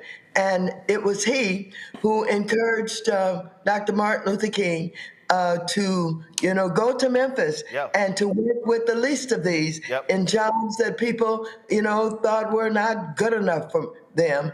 It was he who organized that particular meeting and had Dr. Martin Luther King talking with the rubbish workers. And he told me, he said, my last image of Martin was him in the pulpit at Mason Temple and me on the last row in the church. He said Martin was where he was supposed to be and I was where I was supposed to be. He did not seek the limelight, but he was absolutely an incredible human being. And I'll say this here, Congresswoman, the last couple of years, 2 or 3 years, there are two people who I was really pushing different White House folks to honor with a Medal of Freedom. And I was really pushing them to honor Reverend Lawson. The NAACP gave him the Spingarn Medal. And again, I think that happened only just a few years ago, like 2 or 3 years ago. And I was really encouraging some White House advisors. And I also said to them that out of all of the civil rights folks who've been honored, the one person who has never been given that award, Ralph Abernathy. And so I encouraged them. And so I hate the fact that, and I literally, when I was at the Medal of Freedom ceremony when Clarence Jones got it, I was talking to some people. I said, man, I really wish y'all would honor Reverend Lawson while he is still among us, and he is now an ancestor. And so hopefully that can happen in the future. Well, you're absolutely correct. And like I said, when I first started talking with you tonight, we have to do more to recognize our leaders, the most important people in the lives of African Americans in particular. And it's up to us to remind the leadership of this country, who these people are, and the contributions they've made. Nobody's going to do that but us, and we've got to do a better job at it. I agree with you. Well, that's one of the reasons why we dedicated 3 hours yesterday to his life and legacy, and wanted to do the same today. And while we do, when we lose our great folks like this, we always want to sit here and do this, because we know they're not going to get virtually any attention through mainstream media. And as the nation's first black newspaper, Freedom's Journal, said on March 16, 1827, we wish to plead our own cause. Too long have others spoken for us. We know how to celebrate our own, and that's why we do it here, and that's why we wanted to get your voice on the record regarding life and legacy of Reverend Dr. James Lawson Jr. Well, thank you so very much. You're the leader in absolutely recognizing and reminding us of who our leaders are, who have been so instrumental in bringing us to the point that we are today. And I thank you for it. And I thank you for having me on. I appreciate it, Congresswoman. Thanks a lot. See you soon. All right. Thank you. Thank you. All right, folks, so we're going to get back to our conversation about HBCUs. And before I go to Walter, I'm going to bring the panel in as well. I told y'all the lion of Trump, right here, is South Carolina Senator Tim Scott. You got South Carolina State and other HBCUs in that particular state. Here he is, straight as lion on Fox News. Listen. Who's the president who brought the most money in for historically black colleges and universities? Donald Trump. Who's the president?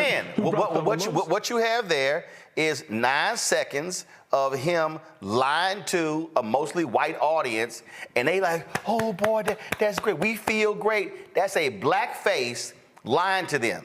We played you one clip earlier. Here's Donald Trump lying again when he spoke to Turning Point.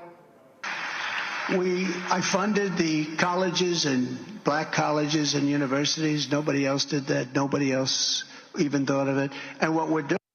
All right. So now when that clip went out, Walter, you really got pissed off right there. I mean, you were really upset when you said that, as if he was the first person ever to fund HBCUs. That was just so crazy to me, because HBCUs have received federal funding since 1965, and then the other lie they tell on top. This was the graphic that you actually posted right here, y'all, and you said they've been getting money since 1966. So you got them getting that money, and then the other part of that lie is that, well, he's the first to have a White House initiative. No, Jimmy Carter did that. Jimmy Carter, I got to stand up for Georgia because I'm from Atlanta. Jimmy Carter did it. He had HBCU presidents all there. I think they were in the Rose Garden when he created the whole program. So, but they're clapping. People just like, he said, I'm the first to ever think about funding these schools. I'm like, you got to be kidding me. And that's why people can't think. It's like, okay, so they had money. You say he restored the funding. So obviously somebody thought about funding him before he got there. He just, off the top of his head, just lying. I funded them. I'm the first to do it. Nobody thought about doing it but me. Well, they're just clapping. And again, and what you have is, which really ticks me off, you have these TV anchors, even some of the black ones, right, who don't correct them, don't correct any right. on the record. They just take it as face value because they don't know right. what the hell is going on. You also posted this tweet right here. You said Trump zero out the $250 million for HBCUs in the fiscal year 20 budget. You lay it out right here. This the budget.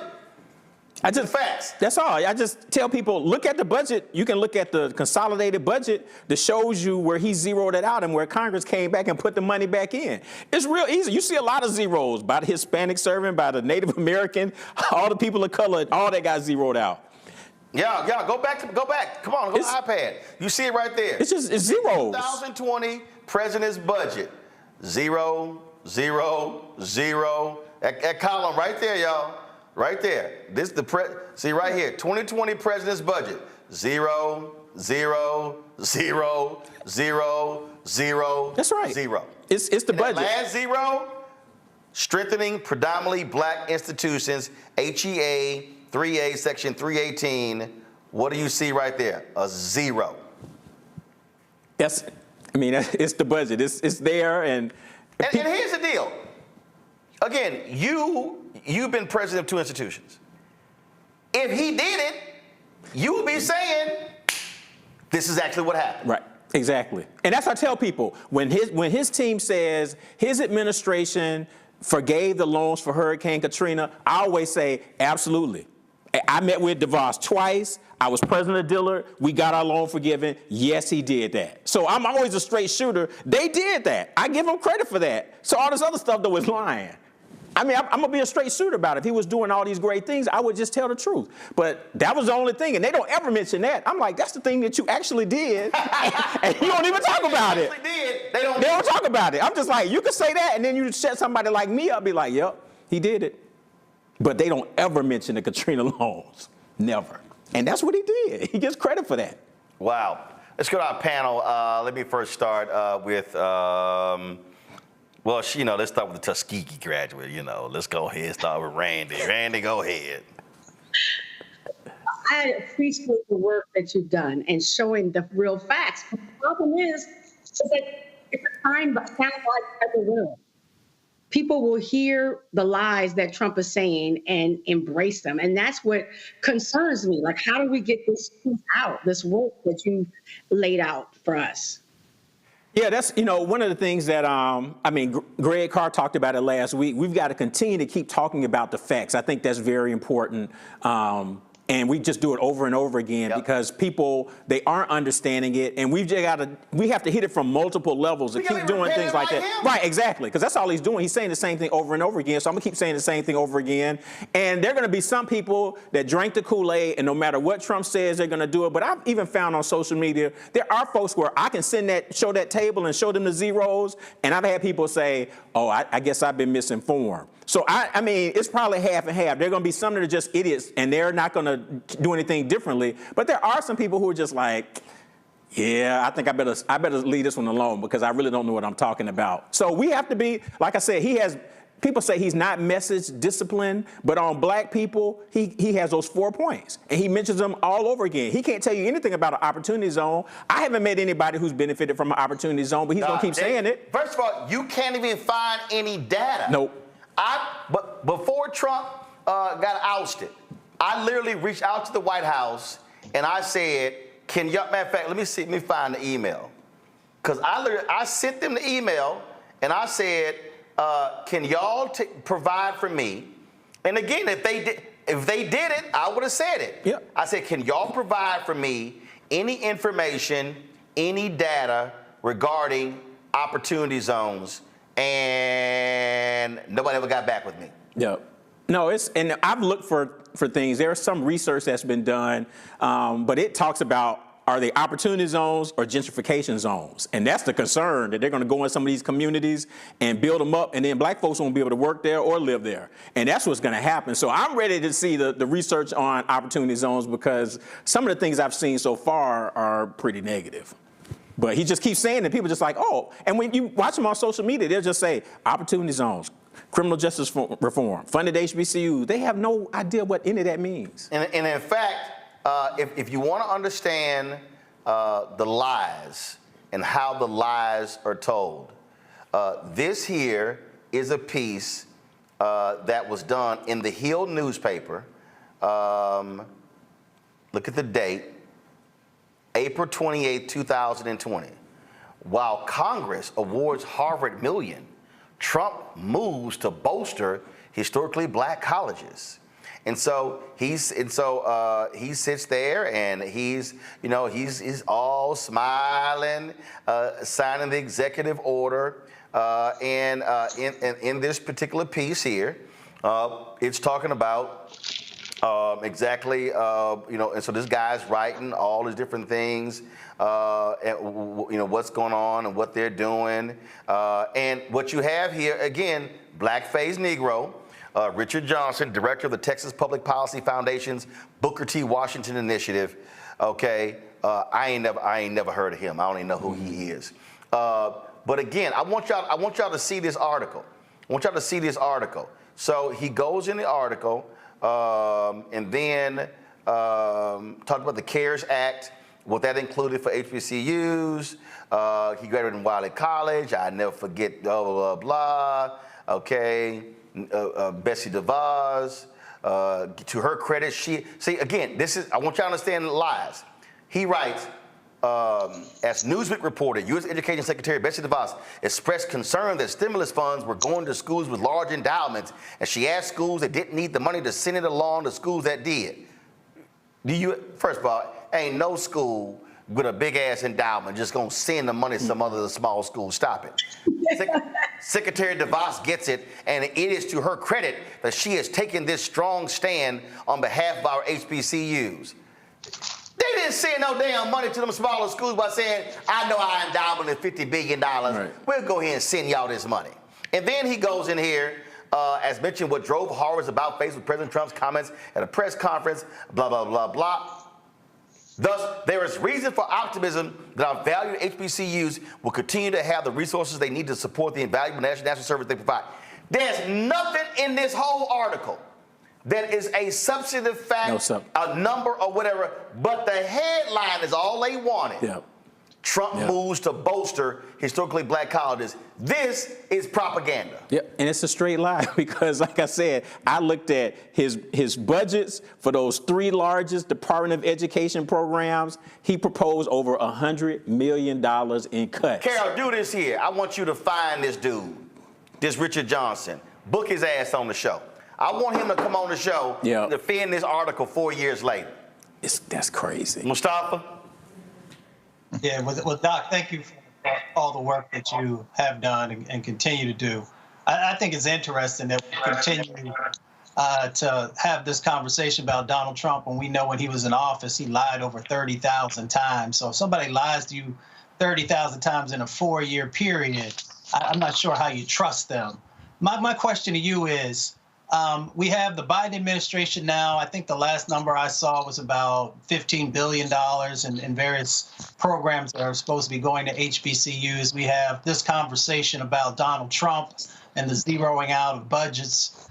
Could you share for folks sort of a side-by-side with the 2 different candidates who are probably going to end up being, one of them will be the next president.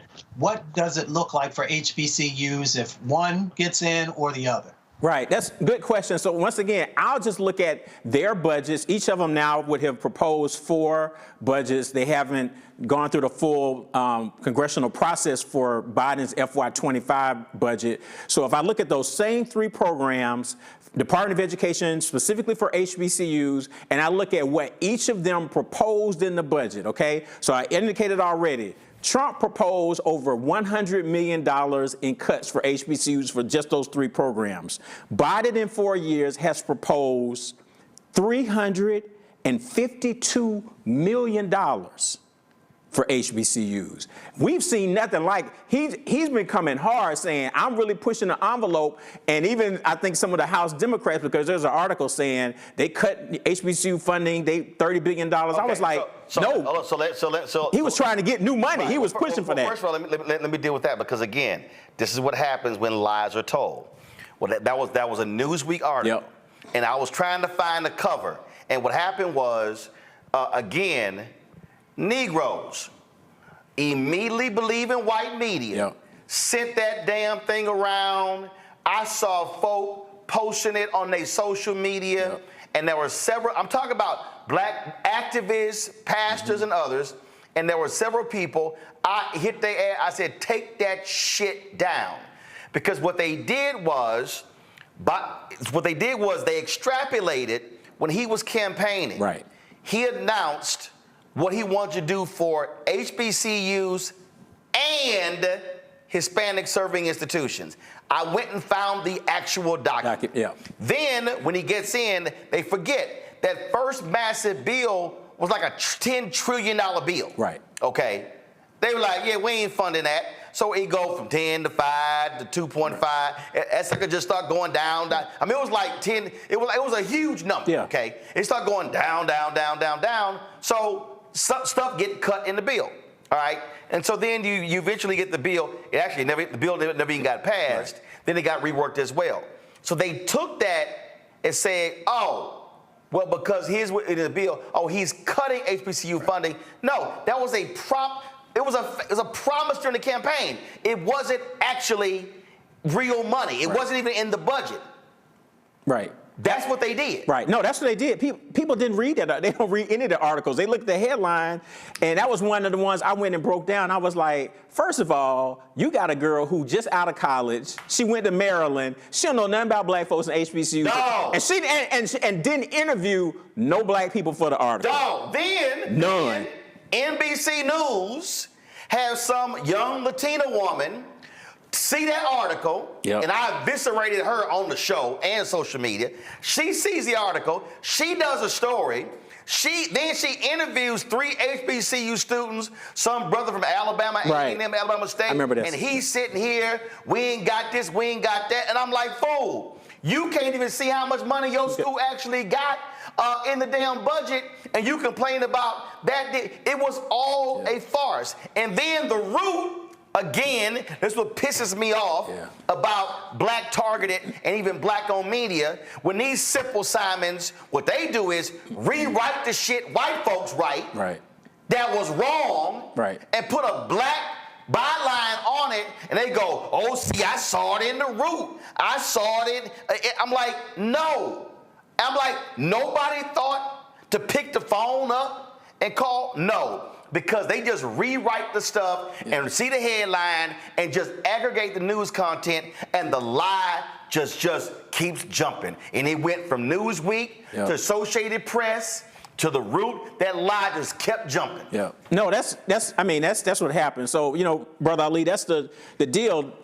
If you put them side by side, Biden has gone hard. He's been pushing Congress. I think people say, well, you didn't keep a promise. He's asked for more money than anybody. And if I started adding it up, he probably asked for more money in his first term than most presidents asked completely in their entirety of their time being president. So he's made the effort. So when they put this out again and again, I ain't got a problem saying it. They were horrible at messaging this. Yes, absolutely. They dropped it on the Thursday. Then on Friday, the DOJ announced the schedule for marijuana. There were like 3 or 4 posts on the Biden Twitter feed and the Harris Twitter feed about marijuana, and only one on this. And we had a brother who used to work at the White House on talking about, well, I'm sure they got it to all the HBCU blogs. I was like, no, they didn't. And so this is the reality. Go back to it. $16 billion. Yep. And let me be clear. Donald Trump's people cannot show you a document like this that comes near that amount. So when they say he funded, when you have old mushmouth Tim Scott, he funded more than that, it's a straight ass lie. Yeah. No, it's not a comparison. Like his biggest numbers, Trump would have been from CARES Act, because one of them was done during his term, but then 2 were done under Biden, and they were bigger. So that's going to be his biggest thing. But once again, he tried to cut. I just keep reminding people, look at all of his budgets, and you look at all those zeros, and you'll see. That's the real deal. Hold up, but before I go to, and again, the reason we're doing this segment, y'all, is because I want y'all to share this. I want you to spread it around. I want you to post it. And so we're showing you actual documents. So you just heard Walter say the CARES Act 1. This is the spreadsheet that was sent to me from Congressman Jim Clyburn that came from the Department of Education. What y'all will see right here, you had forgiveness, CARES Act 1. Now, CARES Act 1 was under Trump, right? So y'all see right here, this column right here is CARES Act 1. Y'all see it. So we scroll on down, scroll on down, scroll on down. You see all of the amounts, and then what you see is under CARES Act 1, when you get to the bottom, it was $352.7 million on the CARES Act 1. Now, if I slide over here, now I see CARES Act 2. Now, I want y'all to see. Now, again, everybody at home, y'all, this is the actual spreadsheet. In case y'all think I'm lying, here are the schools. Starting with Alabama A&M, going all the way down to all these schools. Then you got Dillard right there. Walter was there. Keep going. All the HBCUs. These are all the schools, y'all. You see, there's right there. There's Randy's, Tuskegee. There's Texas Southern University. Go all the way down, and the bottom, Xavier. You see, source Department of Education. Now let me go back on up here for the folk out there who can't keep up. Okay, right here, CARES Act 1, side by side, CARES Act 2. So CARES Act 1, Walter, was Trump. CARES Act 2 was Biden. Right. Right? Yeah. I want y'all to see the numbers right here. Based upon right now, y'all, for every school under the CARES Act, this is a side-by-side comparison. Left, CARES Act 1, Trump. CARES Act 2, Biden-Harris. Trump-Pence, Biden-Harris. So far, I don't see a single category where HBCUs got more money. These specific HBCUs got more money under Trump than they did under Biden. And y'all, this is a side by side. You see 13 million for this school under Trump, 26 million for this school under Biden. And Roland, real quick, the difference between Trump and Biden, you look and see funding pot for Trump for all institutions.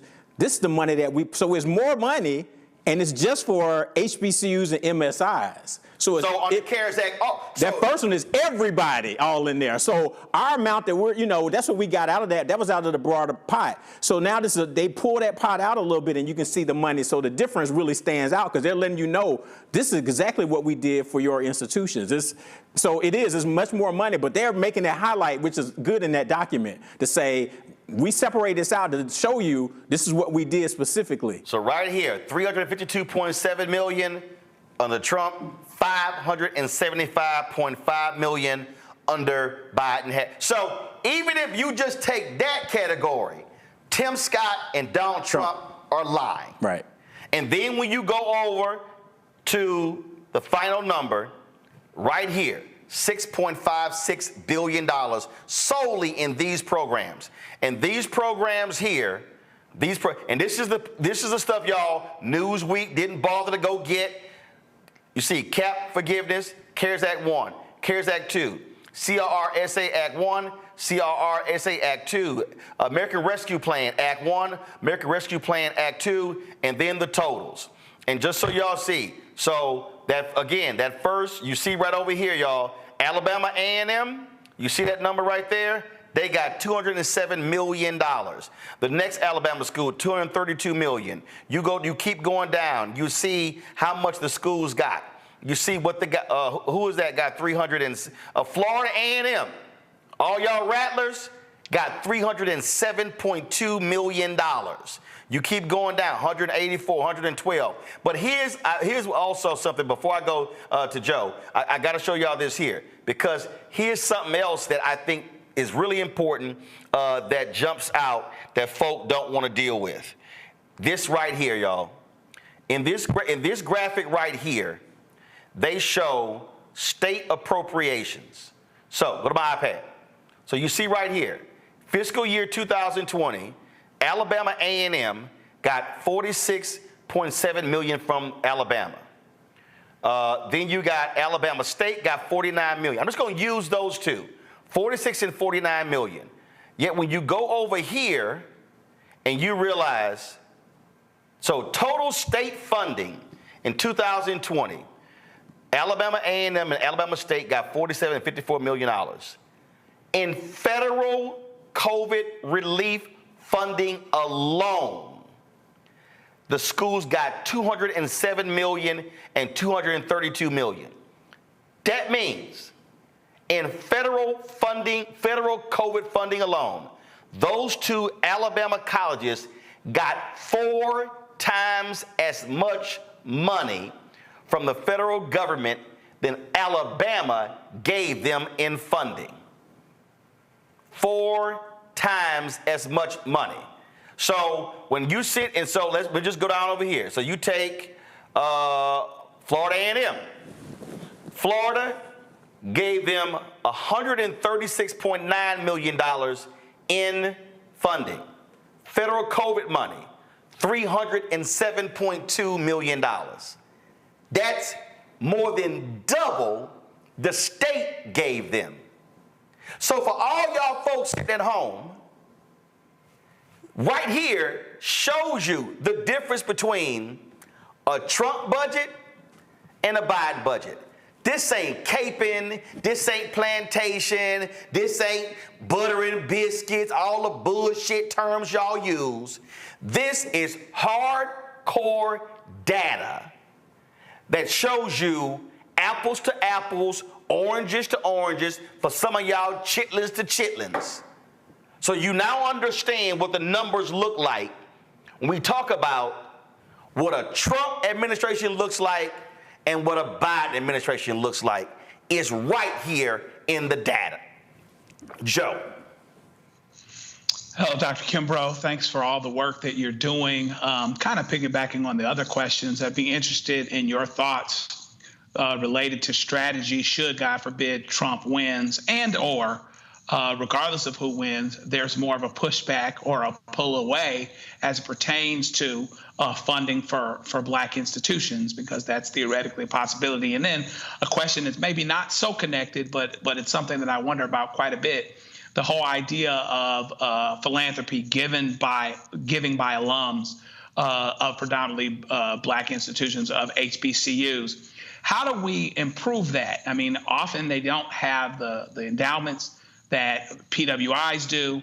And, you know, there are some economic realities related to that. You first generation, you come from more modest means, you won't have as much money to give. But how do we create and continue to bring along and reinforce that culture to be a part of it? I mean, they'll never do without federal funding, nor should they, because the federal government ought to be helping to secure futures of colleges, et cetera. They should be part of that because it is our tax dollars. But how do you bring that along? I'd be interested in your thoughts, having been at a couple of HBCUs. You answer that question. We have to. I want us to also remember this here, and that is Secretary Cardona and Secretary Vilsack, Education as well as Agriculture.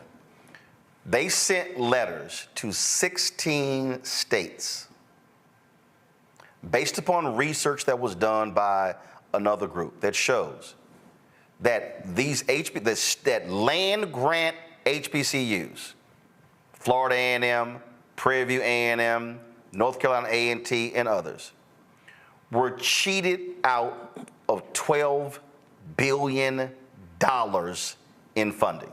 Go to my iPad. These 16 governors received letters. Alabama, Arkansas, Florida, Georgia, Kentucky, Louisiana, Maryland, Mississippi, Missouri, North Carolina, Oklahoma, South Carolina, Tennessee, Texas, Virginia, West Virginia.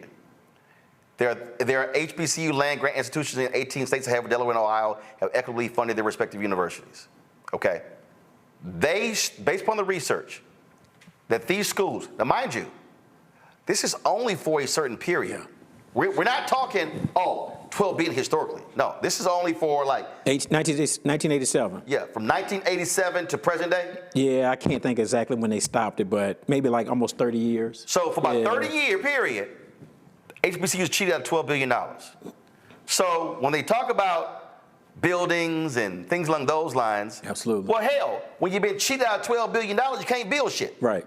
And so part of our deal needs to be Black-owned media, but also alumni and just Black folks in general, saying to Georgia, you sitting on billions of dollars surplus, when are you going to give Fort Valley State their $1.2 billion? And going down the line. Mm-hmm. This is just land grant money. Right. This is not states underfunding them. This is money that the federal government sent to the states that they diverted away from the HBCUs to the white schools. Yeah.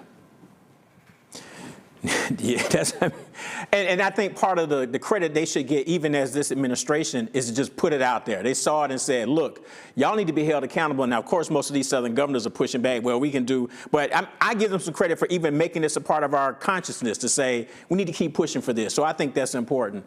Joe, to your points real quick, historically, HBCUs have done well despite who was in the White House.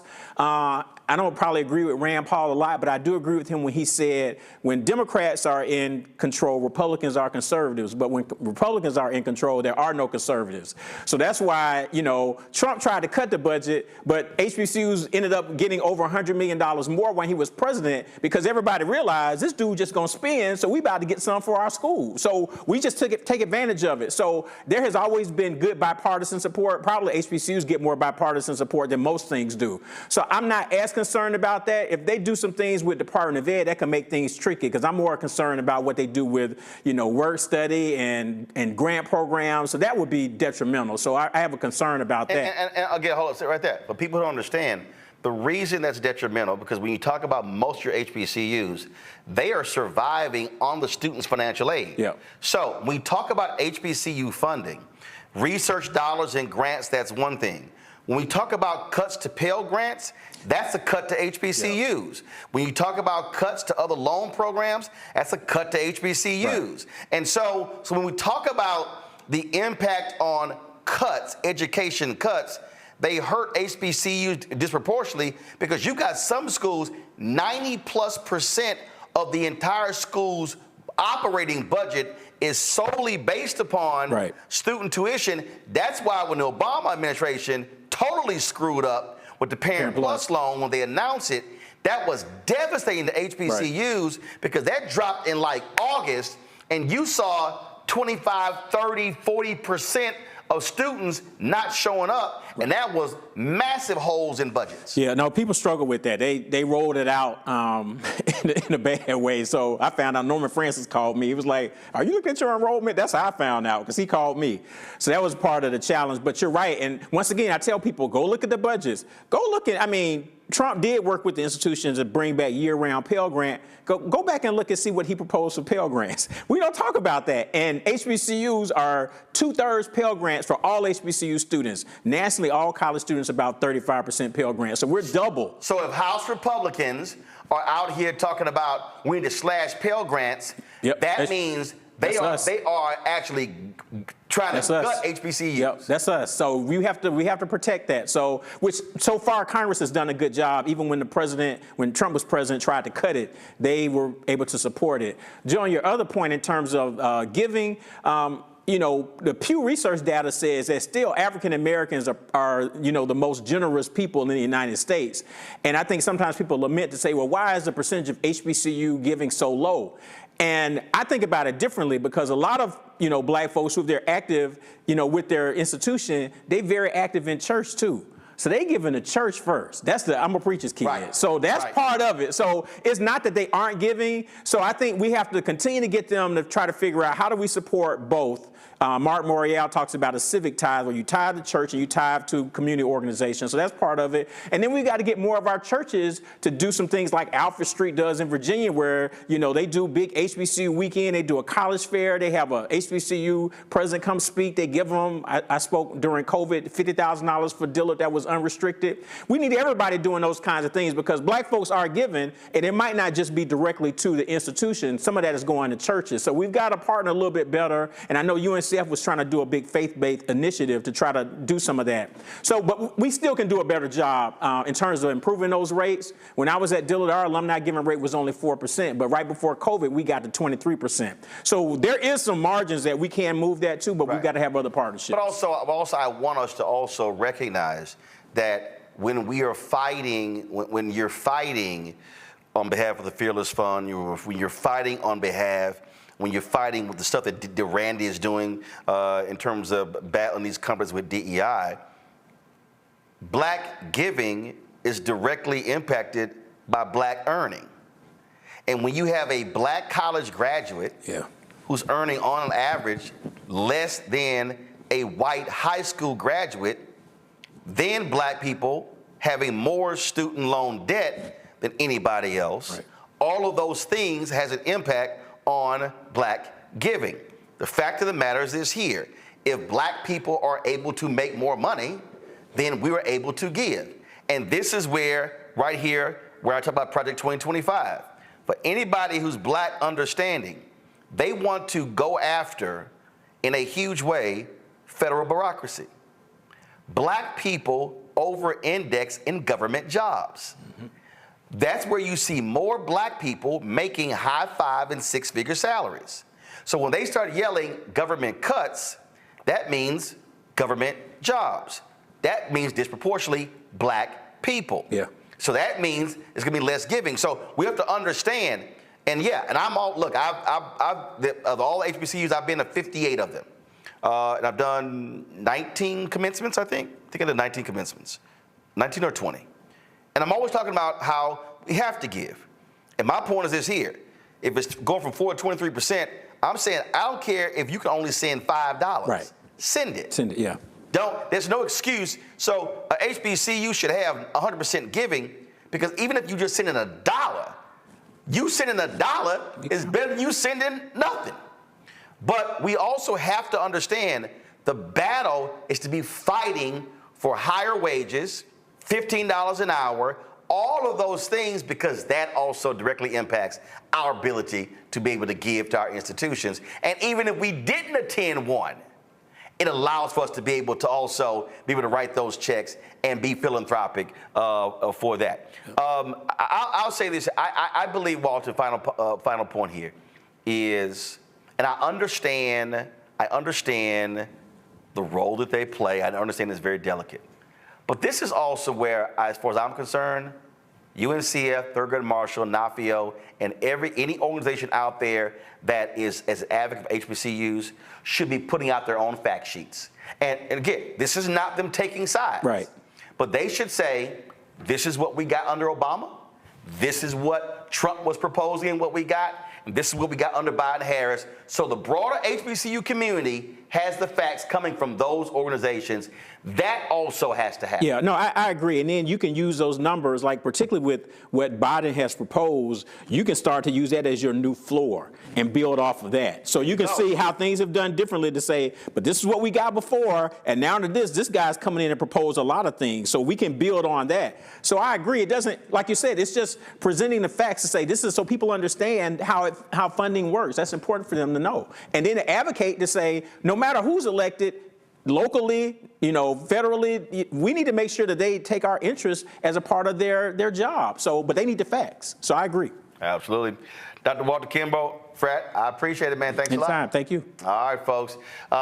Listen, we are out of time. I was going to, of course, show you the video from Warwick Dunn's golf tournament. I will do that tomorrow. I also deal with Caitlin Clark tomorrow as well. So, but I just thought this subject was really critically important.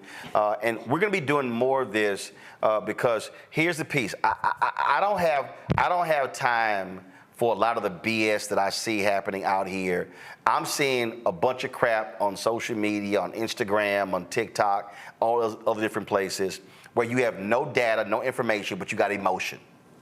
And we're all about showing you exactly, here are the facts. Now, when you have these fools out there who like, oh man, you caping for so-and-so or whatever, I don't give a damn what y'all say, but the facts are the facts. And the reality is, we're going to advocate for black people. We're going to advocate for policies that have a positive impact on black people. Now, if most of those policies are lining up with Biden-Harris, so be it. The Republicans have all the opportunity in the world to do right. Trump, all his little chat, show me his HBCU proposal. Doesn't exist. Don't bring that little BS platinum plan he put out there, which was atrocious, like his damn tennis shoes. Okay? But we have got to be operating in facts, and we have got to be understanding who is doing what, because then you begin to vote accordingly. I don't agree with anybody on everything. I've been kicking Biden-Harris administration on several issues, but I will say this here, and same thing for Republicans. If you are doing right, we gonna say it. But if you start lying about what you're doing, we gonna cut you as well. Just so you know how we roll. Mustafa, Randy, Joe, I appreciate y'all being on today's panel. Thank you so very much. Folks, that is it for us. When you support this show and this network, this is the kind of work that you're supporting. The ability for us to be able to have these conversations, broadcast this stuff, push this out, because the bottom line is we've got to be able to deal with the massive misinformation that is being kicked to black people every single day. They want us saying wrong, ignorant stuff that's based upon lies. And so we're not going to have any of that. And so please support us in what we do. Join our Bring the Funk fan club. Send your check-in money order, P.O. Box 57196, Washington, D.C. 2003-7-0196. Cash App, $RM Unfiltered, PayPal, R Martin Unfiltered. Venmo is RM Unfiltered. Zelle, Roland at RolandSMartin.com, Roland at RolandMartinUnfiltered.com. Download the Black Star Network app, Apple phone, Android phone, Apple TV, Android TV, Roku, Amazon Fire TV, Xbox One, Samsung Smart TV. And I want y'all to get a copy of my book, White Fear, How the Browning of America is Making White Folks Lose Their Minds. And let me do this here real quick here, y'all. Give me 1 second so I can load this up. So I'm getting off the plane. I was in Atlanta. And I'm flying back into D.C. and I get off the plane, and as I'm walking off the plane, this brother is sitting there. He's reading this book, and he is like really, really, really into this book. So I'm walking by, so I see the cover. I said, "Oh, damn, that's my book." So I walk up to him. I said, "Excuse me, would you like for me to sign that?" And he was like, "Oh my God!" So he jumps up, gets a pen.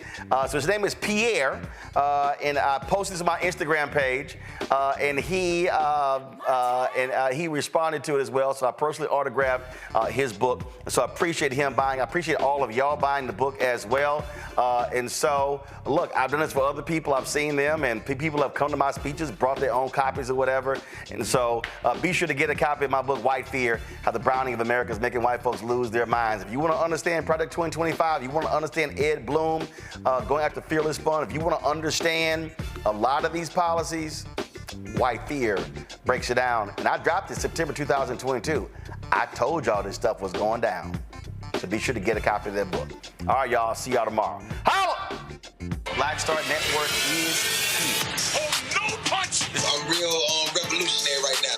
Thank you for being the voice of Black America. All momentum we have now, we have to keep this going. The video looks phenomenal. See, there's a difference between Black Star Network and black-owned media and something like CNN. You can't be black-owned media and be scared. It's time to be smart. Bring your eyeballs home. You dig?